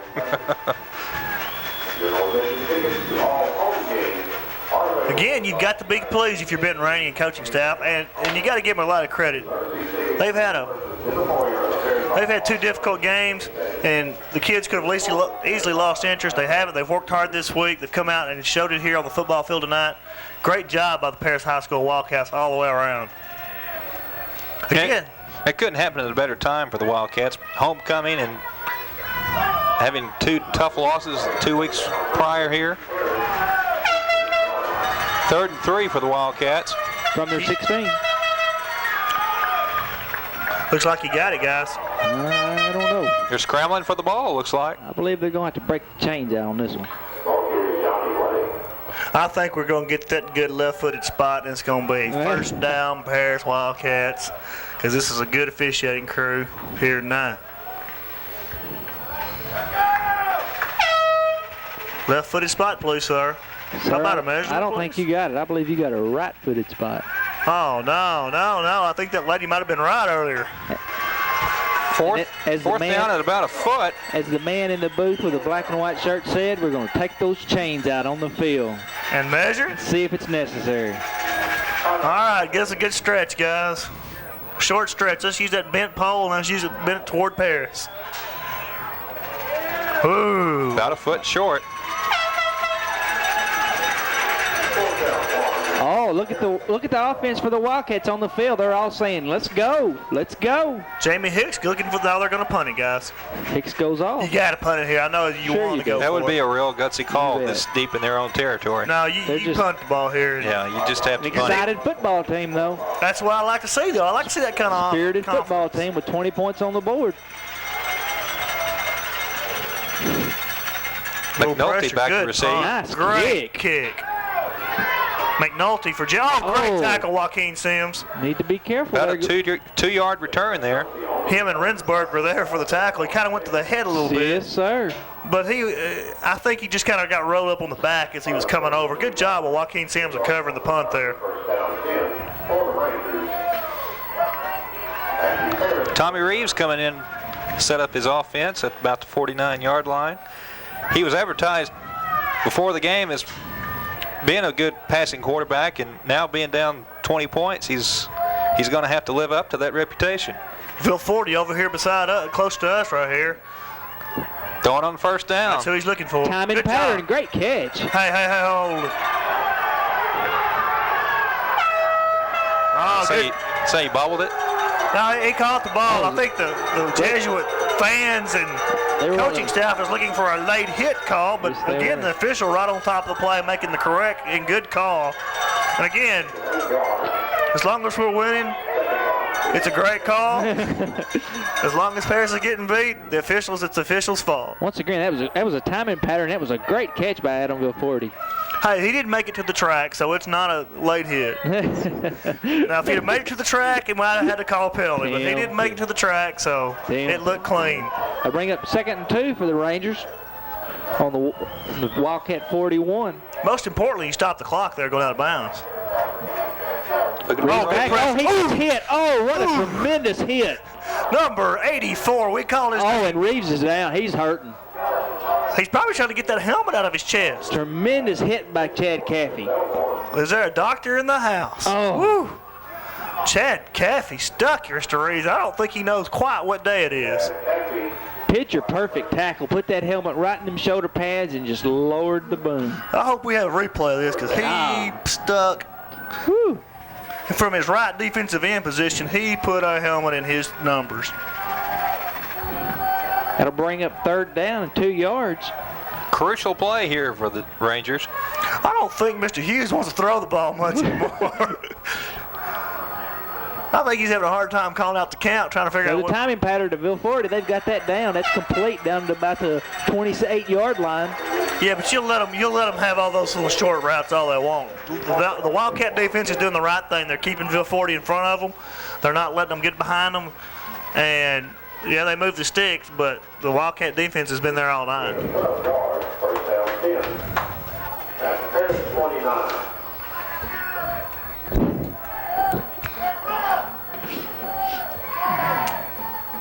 They're going to spot the ball at about the 29-yard line.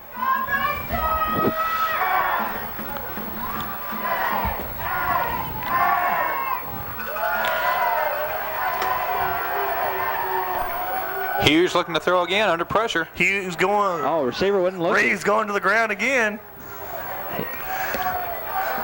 Mr. Reeves is going to be a sore man in the morning. Definitely. Mr. Reeves ought to know his constellations real well because every time he's thrown the ball tonight, after he's thrown, he's seeing stars. Reeves now 11 of 26 on passing, 50%. Well, not quite 50%. Jesuit cheerleaders there trying to cheer their team on. I went to, well, I ain't going to say. You're not going to say we went to learn how to count? You got past your fingers and toes. Reeves to throw. Another timing pattern, but they had to get rid of that one. Wrong time. Reeves got rid of that ball quickly before he got hit. I think the man is starting to hear some footsteps. Getting a little sore was the intended receiver. That ringing in his ears is kind of affecting his play right now. He's probably getting a little sore this late in the ball game. Bring up 3rd down. He's looking. 10. If he ain't there, he's dishing it. He's making the quick read now. 3rd and 10. I think he's got eyes and ear holes of the helmet now because he's worried. Oh, great diving attempt catch by Aaron Meyer, but pressure by the Wildcats, 72. Reeves was hit as he threw. Jason Pratt coming back. 14, Corey Hill, number 1, John Lowry. All putting pressure on the quarterback. And here we're going to see the big strong leg by Troutman, I think we've heard about. We had a Wildcat down out there, guys. Yeah, I think it might have been Weekly. He dove across and tried to make the play there. Not something you want to see. No, Mr. Weekly's been a valuable asset coming back here tonight. Looks like we're working on an ankle. Is it Weekly?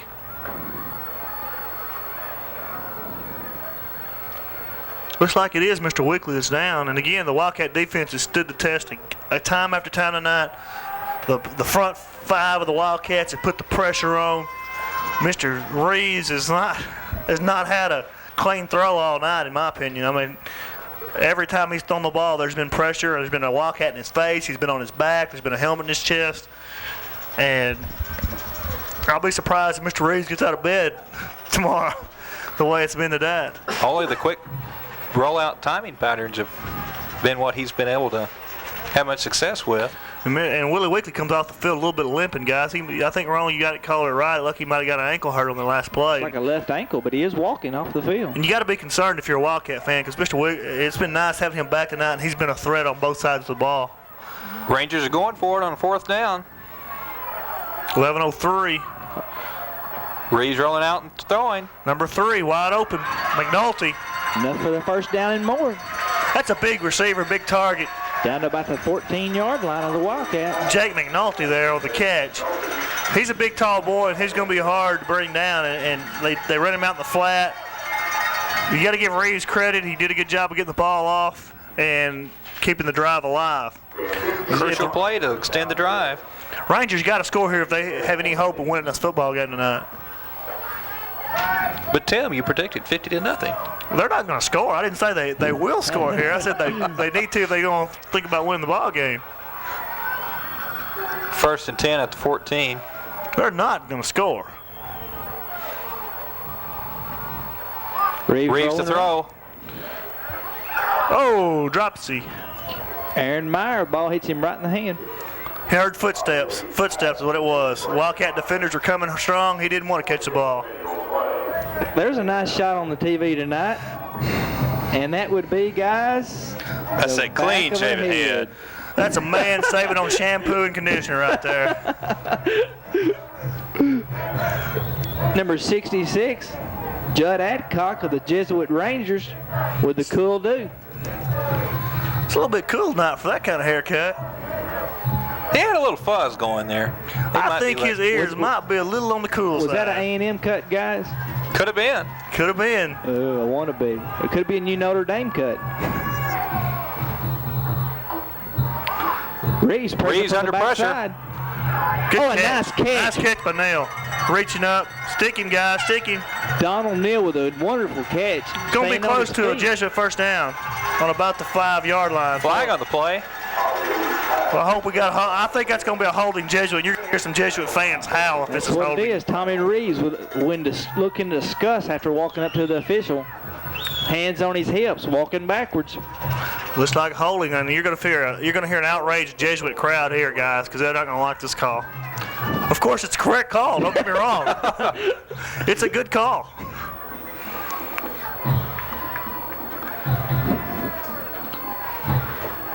Again, another good call by the officiating crew. They never make a bad call when you're winning, do they, Tim? No, that's a great call. I'd like to see you guys tomorrow afternoon about 2:30, 3 o'clock when those officials are throwing those flags. I think that's going to be a SWC officiating crew tomorrow afternoon. I hope it is. And not that officiating crew from the SEC that got suspended. No, I think we want those guys. 2nd and 20 now for the Jesuit Rangers from the Wildcat 24. Jake Minolti in motion. Reeves back to throw. Another holding call, guys. Hits his receiver. Another holding call on the Jesuit. And then Aaron Meyer, they go. And the Jesuit fans give their opinion of the officiating crew tonight. It's cold weather. They got to work up some heat. And back we go. Back. And that's probably the sound you're hearing tonight if you're listening to a Texas Ranger broadcast. You're probably hearing back, home run Angels. 8 penalties now for 65 yards for the Jesuit Rangers on the night. None more costly than these last two. What were they on, guys? About the... Well, they got down to 5, but that was on a penalty play. They were down to about the 15. I know they were down about the 4 on that catch. Right, they were down. That play happened on a penalty. Right, they didn't officially get that yardage. But if they had got the penalty, it'd been to the 4-yard line. Yeah, but they were about on the 14 or 15-yard line. And now they're on about the 34-yard line. 34. Blazettes were happy there on that shot. I wish the official would zip his shirt up and so people can't see that Paris T-shirt he's wearing underneath. No, Tim. Reeves back to pass. He's got a man, Bill Forty. Good job. Great call by the official. There was no interference. Good, clean play by Weekly. I believe he had the ball, but on the way down was stripped. Good job by the Wildcat secondary. That's a good sign to see Mr. Willie Weekly back in the play for the Wildcats. Yeah, the way he limped off the field, I thought that might have been the last time we'd see him tonight. But you got to hand it to him for sucking it up and coming back out here and playing strong defense. 3rd down and 30 yards to go at the 34-yard line with 9:45 left to play. And again, it's 4-down territory if you're a Jesuit Ranger. I sure wish they'd put that kicker out there, though. I'd like to see him try to see how far he can kick with that leg. I've heard good things about him. I'd like to see a little bit of it. 2 receivers split wide right for the Rangers. Reeves looking that way, under pressure by Caffey. Caffey got a good job. Brings up 4th down. Right through the hands of Mason Crenshaw. Again, Wildcats had heavy pressure on the quarterback, Reeves. Looks like the coverage is there for the Wildcats. 4th down, and let's see what the Jesuit Rangers do here. They've got to go for the touchdown, I think. Again, now, what did I say? Y'all said Jesuit was going to score. Did the Rangers score? No, sir. I tell you what Rangers I hope are scoring, and that's the Texas Rangers. Speaking of choking.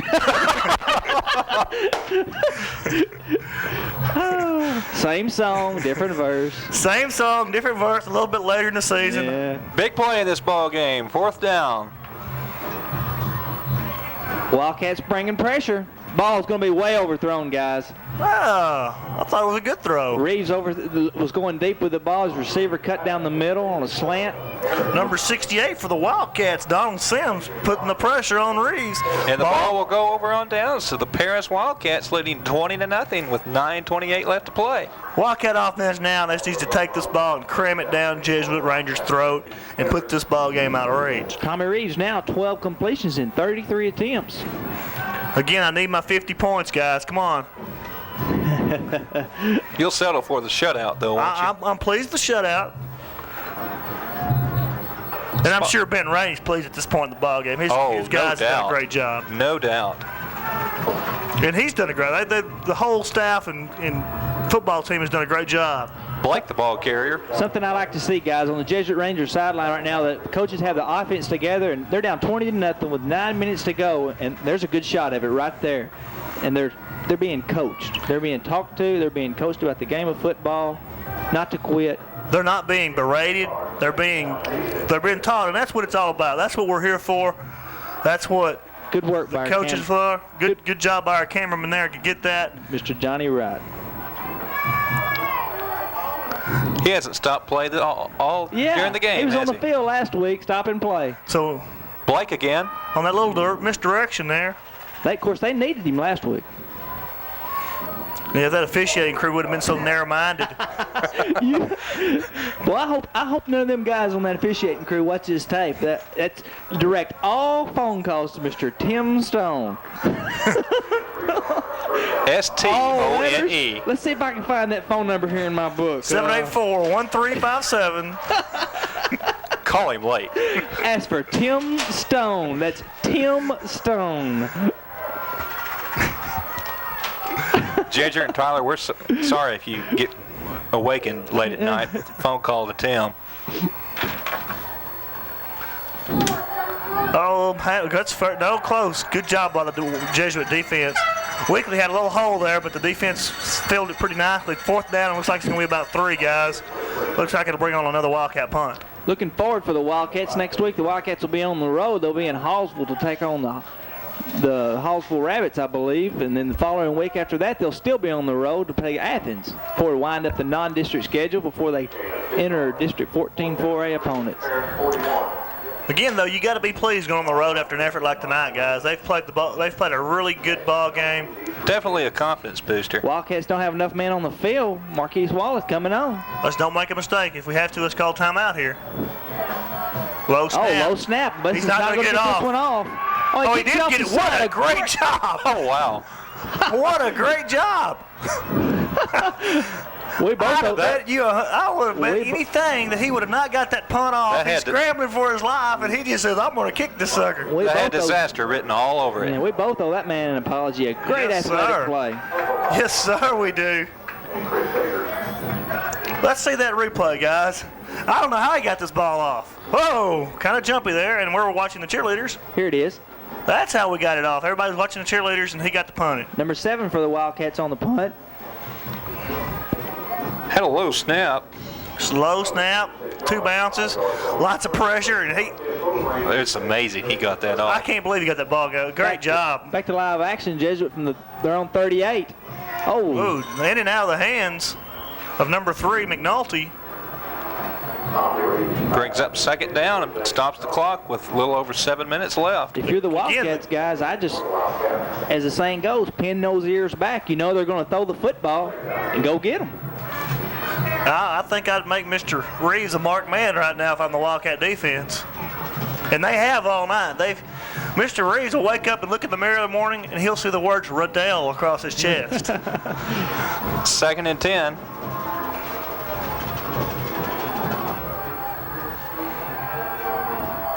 Reeves to throw. Incomplete. Not there. Again, Wildcats had good coverage, good pressure. Intended for Adam Belforti, number 88. Gentlemen, you can't play a better game than the Wildcat defense has played tonight. 73, Charles Rimsberg applying the pressure for the Wildcats. Have the Cats had a defensive penalty tonight that y'all know of? Good question. None come to mind. Not that I mean, they haven't made the mistake and kept a drive alive for the Jesuit Rangers. And that's a key. You have to be excited. This is an offense that scored, if my memory is right, 19 points the first week, 23 points the second week, and have yet to tally on the board. Against quality 5A opponents in the Dallas area. Yes.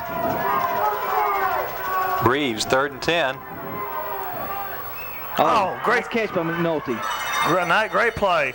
Number 2, Garvin went for the pick there and almost had it. Tackle made by number 24, Willie Weekly for the Wildcats. McNulty did a good job of concentrating and catching the ball.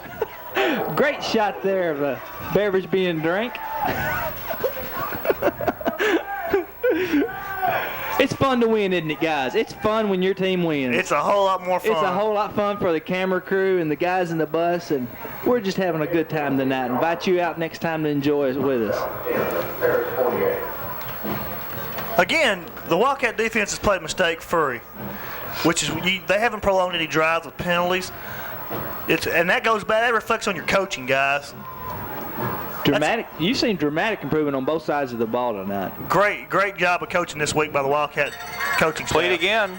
Reeves under pressure and does take a hit from Corey Hill, but completes the pass. McNulty on the play there. Reeves gives Corey Hill a slap on the back and says, "Good job, guy, for not killing me."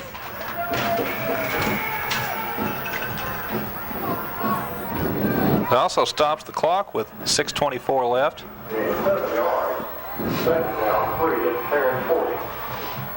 But again, I like to commend the Wildcat coaching staff. The defense has played flawless. That reflects nothing on nothing but coaching.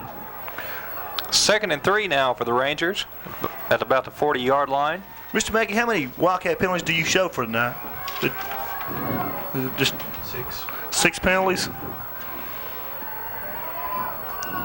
Again, that's pretty much mistake-free football from the Paris Wildcats.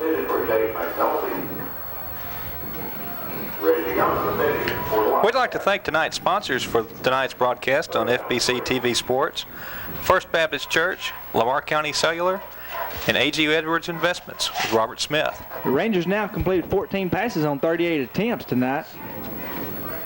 38 attempts? Yes, sir. They put the ball up there. They've had big 3rd and 3 here. 62 coming in tonight, so they're really getting up there.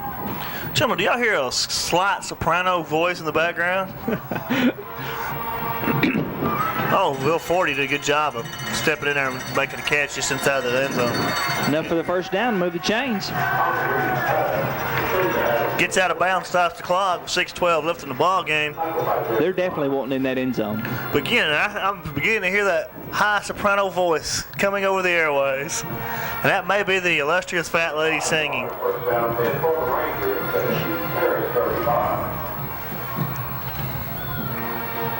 She's probably asking where your 30 points are. I hope she's bringing those 30 points with her. No, and there's the tomahawk chop. I will not have to pay off on that bet tonight. Reeves back to pass, rolling to his left. Oh, a great move by McNulty, but the ball's going to be thrown over him. And there comes the flag in late. But still, that's just a 15-yard mark off for the Wildcats. Good, smart move. Reggie Young slowing Jake McNulty up. If he didn't slow him up there, wrong, he scores. Yeah. I think that's a smart defensive play. And a questionable call there by the officiating crew. He just touched him a little bit, and they flew a flag. Come on, guys. They're kind of narrow-minded. This is football. This ain't basketball. Reggie Young. They want to appear to have some balance in their play or penalty calling. I believe Reggie Young turned an ankle on that play as he goes out of the game. Joaquin Sims comes in for him. And we're going to march off 15 yards on the Wildcats for a pass. There's a nice camera shot of a camera man right there, Mr. Kim Ledbetter. He looks like all business He's enjoying the brisk night, isn't he? Brisk, cool night brings out the best in all of us.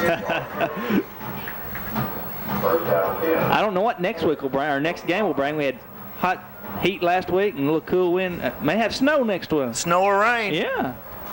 We'll be there. Like the postman. That's right. 1st and 10 from the 25 for the Rangers. 5:45 left to play in the game. McNulty in motion. Look for the big receiver. You know he's going to throw. It's Joaquin Sims. And he gets around a shoestring tackle. Joaquin Sims bouncing the ball up, says, I'll take that. Tackle made by number 78, Jason Forrest for the Rangers. But kills the drive and gives Paris the ball. There's that old tip drill. Yeah, you hear that 1,000 times a year. We'll check and let's out that look at the again. replay. Go ahead, Ron. Pick us up here. He rolled left, and their pass hit him a little high there, and Joaquin Good just stuck with concentration it. by Sims there. Yeah. How many times you practice that thing, Tim, that tip drill? Every practice, every football practice, they practice it. Pays off. Practice plays off, gentlemen.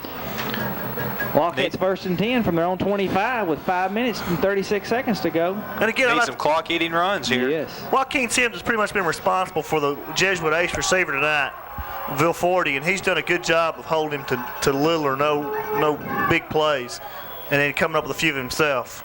Markeith Wallace, your ball carrier, number 42 for a 2-yard gain. All right, we got to throw, Paris. We got to get the ball. We got to get 30 points on the board. No. You said you were going to run around the field if they didn't get 50, right? Yeah. I didn't make anything like that. Thanks, now. Greg. Wildcats and receivers split wide. Nothing. Wide each side. If it weren't for some questionable calls by the officiating crew, it would be 50-0. Hicks back to pass. A little high for Hill. I thought the officials were your friends tonight. Oh, they've done a great job. Don't get me wrong.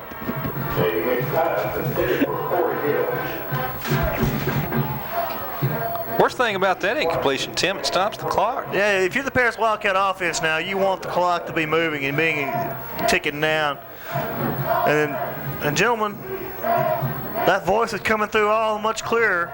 Is that the She's saying, Tim, you're 30 points short. So I think that fat lady's starting to sing, guys. 3rd and 7 now for the Wildcats.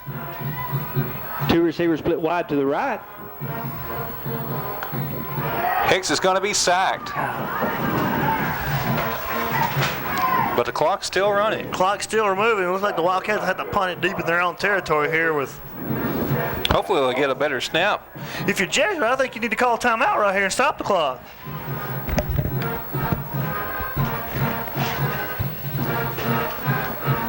I would think Jesuit would want to stop the clock here, but they're going to let it run. I think Paris needs to wait till about. Well, he doesn't have the benefit of looking at the play clock, but and Paris calls timeout. Not enough men on the field. That, which is a smart move. You want to make sure you got the proper people out there for the punt, and you don't want to give up a cheap touchdown right here. Again, the snap needs to be good here, and we need to get this punt off and put our defense back on the field. Again, let's thank tonight's sponsors one more time. FBC TV, Channel 16 here in Paris, Texas. A.G. Edwards Investments. See Robert Smith for all your investing needs.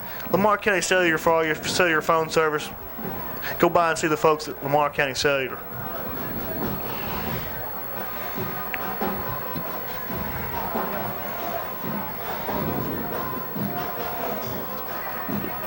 Again, that's one thing that the Jesuit players have not had tonight, is that hands on the football a whole lot. This will be Paris's 5th punt for the night.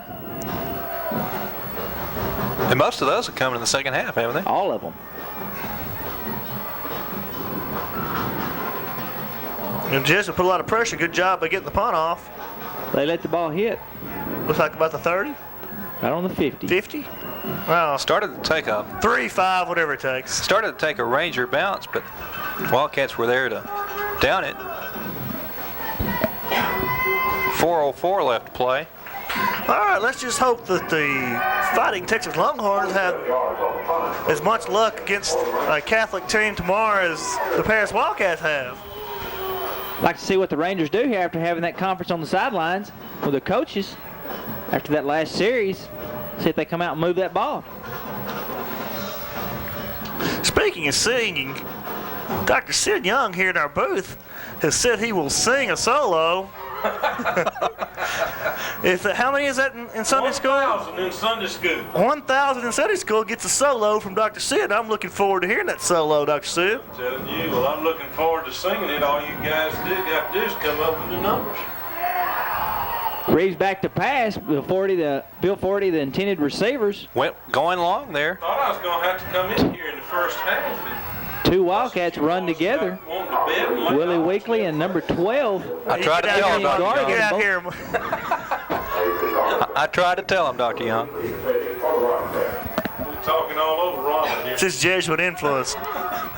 We got a football game. It's this Jesuit influence, Dr. Young. Football game? Sorry about that. I just came in to get warm. You know, there's the unsung heroes of the football team, their managers. Those kids have been working hard all night.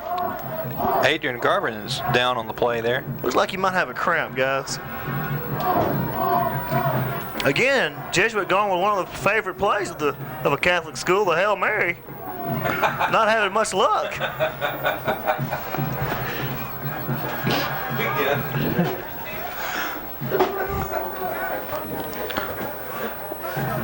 Let's look at the replay where it looks like two Paris High defenders collided here and got hurt right before the ball. Throws it up. Yeah, it looks like he got tangled up with Mr. Weekly there. Kind of twisted his ankle, maybe caught a cramp. Looks like he's going to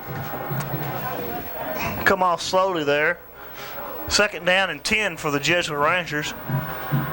From the Wildcat 49. Again, you've got to be pleased if you're a Paris fan this week. Wildcats have really like a wholly different football team tonight. There's a nice shot of the Paris High School Blazettes.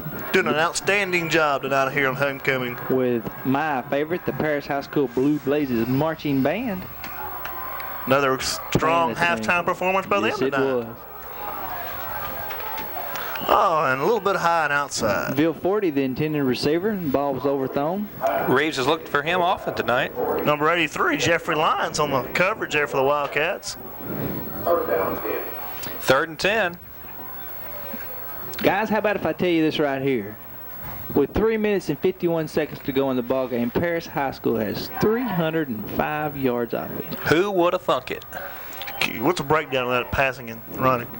Well, we ain't got that many fingers. Oh, okay. I was going to say, it looks like a pretty balanced attack tonight. Reeves back to pass. McNulty is intended receiver, and the ball's thrown at his feet. A little one-hopper there. Bring up 4th down. Again, it's good if you're a shortstop, but not if you're a wide receiver. 4th down, and looks like the Rangers will go for it. Yeah, they have no intention of punting the ball away at this point. I would like to see Troutman try to kick a 60-yard field goal tonight, guys. I tell you what, you ask and you receive. That'll break down as 231 yards on the ground and 74 in the air. I still think that Paris has showed enough in the air tonight to gain a lot of respect on the ground and in the air, and I think that's going to open it up the offense for the Paris Wildcats tonight. Your leading ball carrier is Johnny Blake with 109 yards. Hicks has done a fine job of hitting the receivers. Now he's had some drops. Jesuit's going to burn a timeout here and talk about the 4th down. They need to do more than talk about it at this point in the ball game. They need to come up with something here on 4th down. This be their 1st or 2nd, Rick? Timeout. Looks like the Jesuit baseball team here. Be their 2nd. No, that's the Jesuit cheerleaders with the baseball hat on. Jesuit has 158 yards tonight so far, and 148 of that is in the air. 10 yards running. Great job by the Paris Wildcat defense tonight, shutting down a Jesuit running attack. Dr. Sid, I'm curious, since you're new to Paris, how homecoming like a high school deal like this compares to some of the, like Tennessee, where you come to us from, how that compares. Well, of course, high school football in Tennessee is really a big thing, just like it is here in East Texas, Northeast Texas. But, of course, we were in Metro Memphis, and in the metro areas, you just don't get the participation out of the fans, out of the parents that you do here in the small towns like Paris. It's just great to see so many folks out here at the football stadium supporting the band and the football team and the young ladies tonight who were our homecoming nominees. And I want to say from the booth here tonight that I want to offer my congratulations to our homecoming queen and to all of those young ladies who were the nominees. We're proud of all of you, and you did a great job tonight. Again, looks like everybody's a winner tonight on the Paris side of the ball, Dr. Sid. We had the homecoming queen, the band, everybody's done a great job tonight. You got to be pleased if you had anything to do with Paris Independent School District tonight.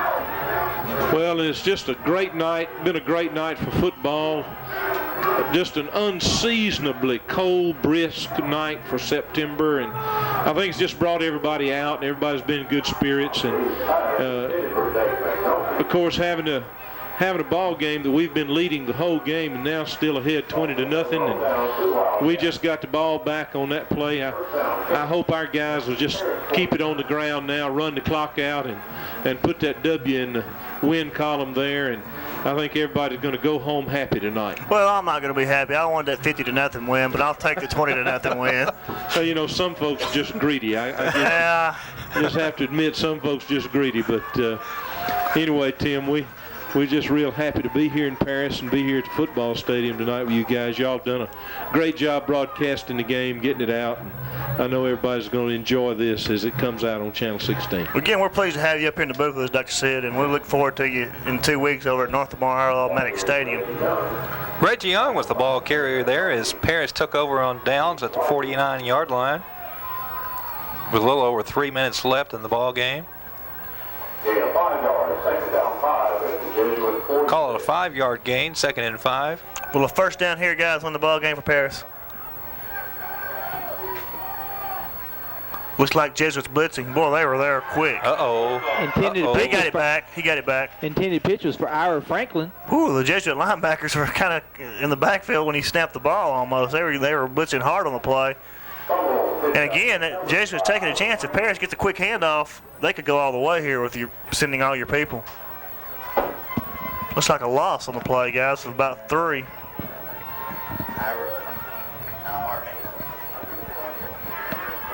Loss of 3 yards. Clock still running with under 2.5 minutes left. 49. Let's see what Jesuit does here on 3rd down if they blitz again. No, they're staying back this time, which is a smart move. Number 4, the ball carrier for the Wildcats, Reggie Young. Number 41, Corey Battle in the lead block. Well, the Wildcats leading late in the game. You're starting to see some of the reserves come in.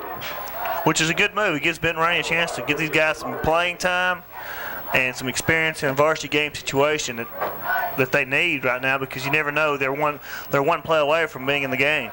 Clock still running with 1:45 left. 4th down 7, and the Wildcats are going to line up and go for it.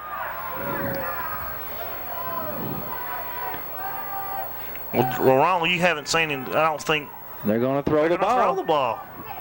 They're going along to Corey Hill. He's there. Ooh, off the fingertips. Well, kind of a gamble there for Benton Rainey. I like the call. Don't get me wrong. I don't think the Jesuit offense has shown the ability to score on Paris tonight, and he's saying he's got a lot of faith in his defense. Corey Hill is definitely open on the play. Could have been a big gainer. Again, just off the fingertips of Corey Hill.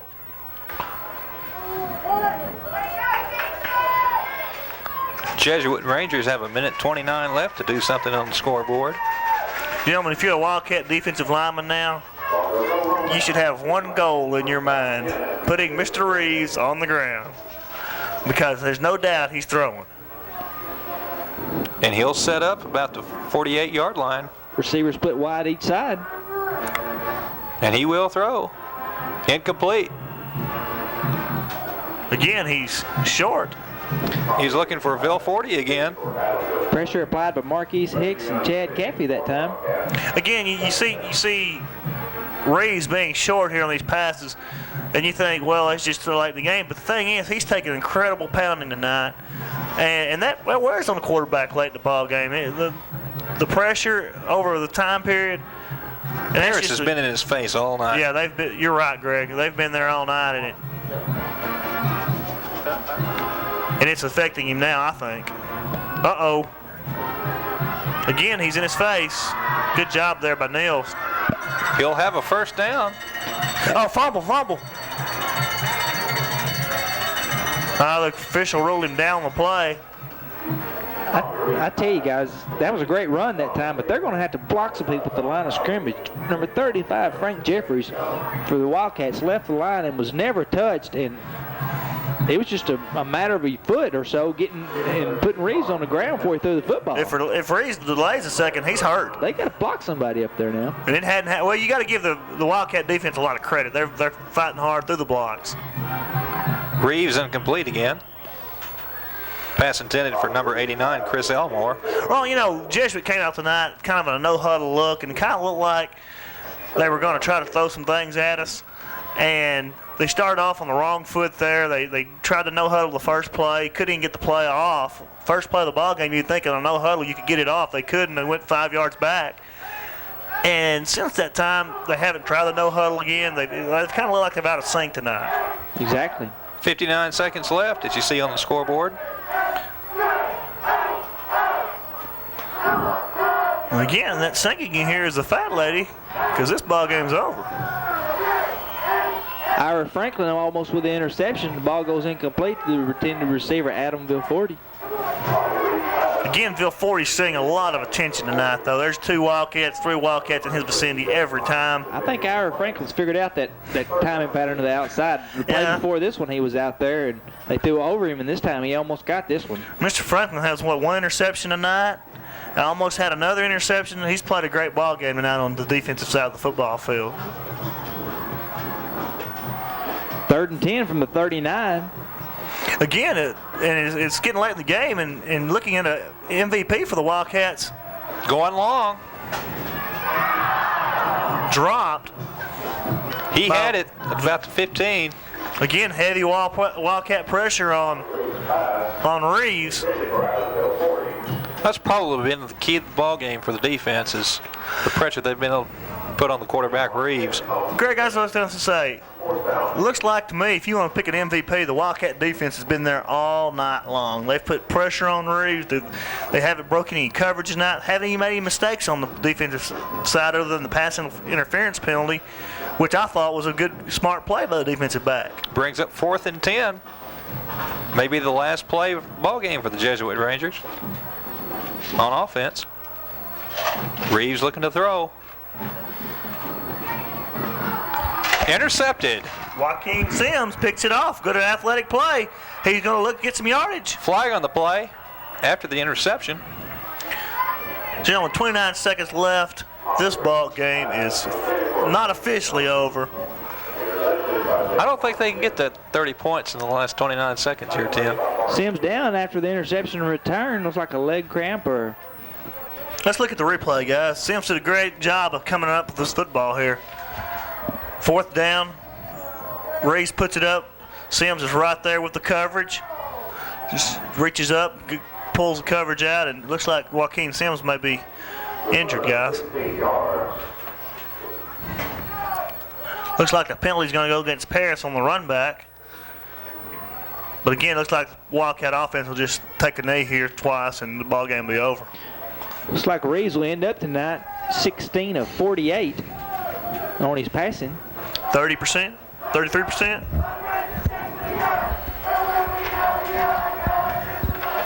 Again, we'd like to invite everybody out to our next game, which will be in 2 weeks at R.L. Maddox Stadium. And anybody know who North Lamar plays that week? Afraid I don't. Well, we know they'll be at home, and we know they're the Panthers. And we'll be there. And we'll be there. Live from R.L. Maddox Stadium. Clock running. I'm not sure the Wildcats have to snap the ball, but they're going to. 1 snap and this ball game's over, ladies and gentlemen. And there's the knee. Oh, there's got to be a flag on that play for... You have to be happy if you're a Wildcat fan, coaching staff, player, anything. Major improvements on both sides of the ball tonight. And the Wildcats will go on the road next week with a win. Great job by the Paris High School coaching staff, football team, making this a successful homecoming. And there you see the final. Paris Wildcats 20, Jesuit Rangers nothing. And again, we'd like to say what a great job the Wildcats did tonight. Benton Rainey's staff got to feel good about going to next week's game at Hallsville on the road. Tim, I agree with you about the MVP for the game. I think it's the total Wildcat defense. Yeah, at no point, what was the total yardage on Jesuit for offense, guys? Y'all know? Not really. What's the rushing yardage? 4 yards still? Good display of About sportsmanship 10, 15, there. Yeah. The Jesuit Rangers had less than 20 yards rushing in the ball game, Greg. And like we were saying, the MVP, you can pick many, many names for the Wildcats, but it has to be the Wildcat defense tonight. They threw a shutout at the Jesuit Rangers. You got to be pleased. And I'd like to commend the job that Ben Rainey and staff have done getting their team ready. They could have easily been down after 2 games. They didn't. They came back. They played hard. They played strong. They were well coached. They didn't make any big mistakes in the ball game, and you've got to be pleased if you're the Wildcats. This is the momentum tenor that the Wildcats had to have coming off those 2 losses. Again, big game, big win, big homecoming night. Let's wrap this up, and we'll see everybody back in 2 weeks at R.L. Maddox Stadium for North Lamar Panthers versus somebody. Some opponent, some worthy opponent. I bet they find somebody to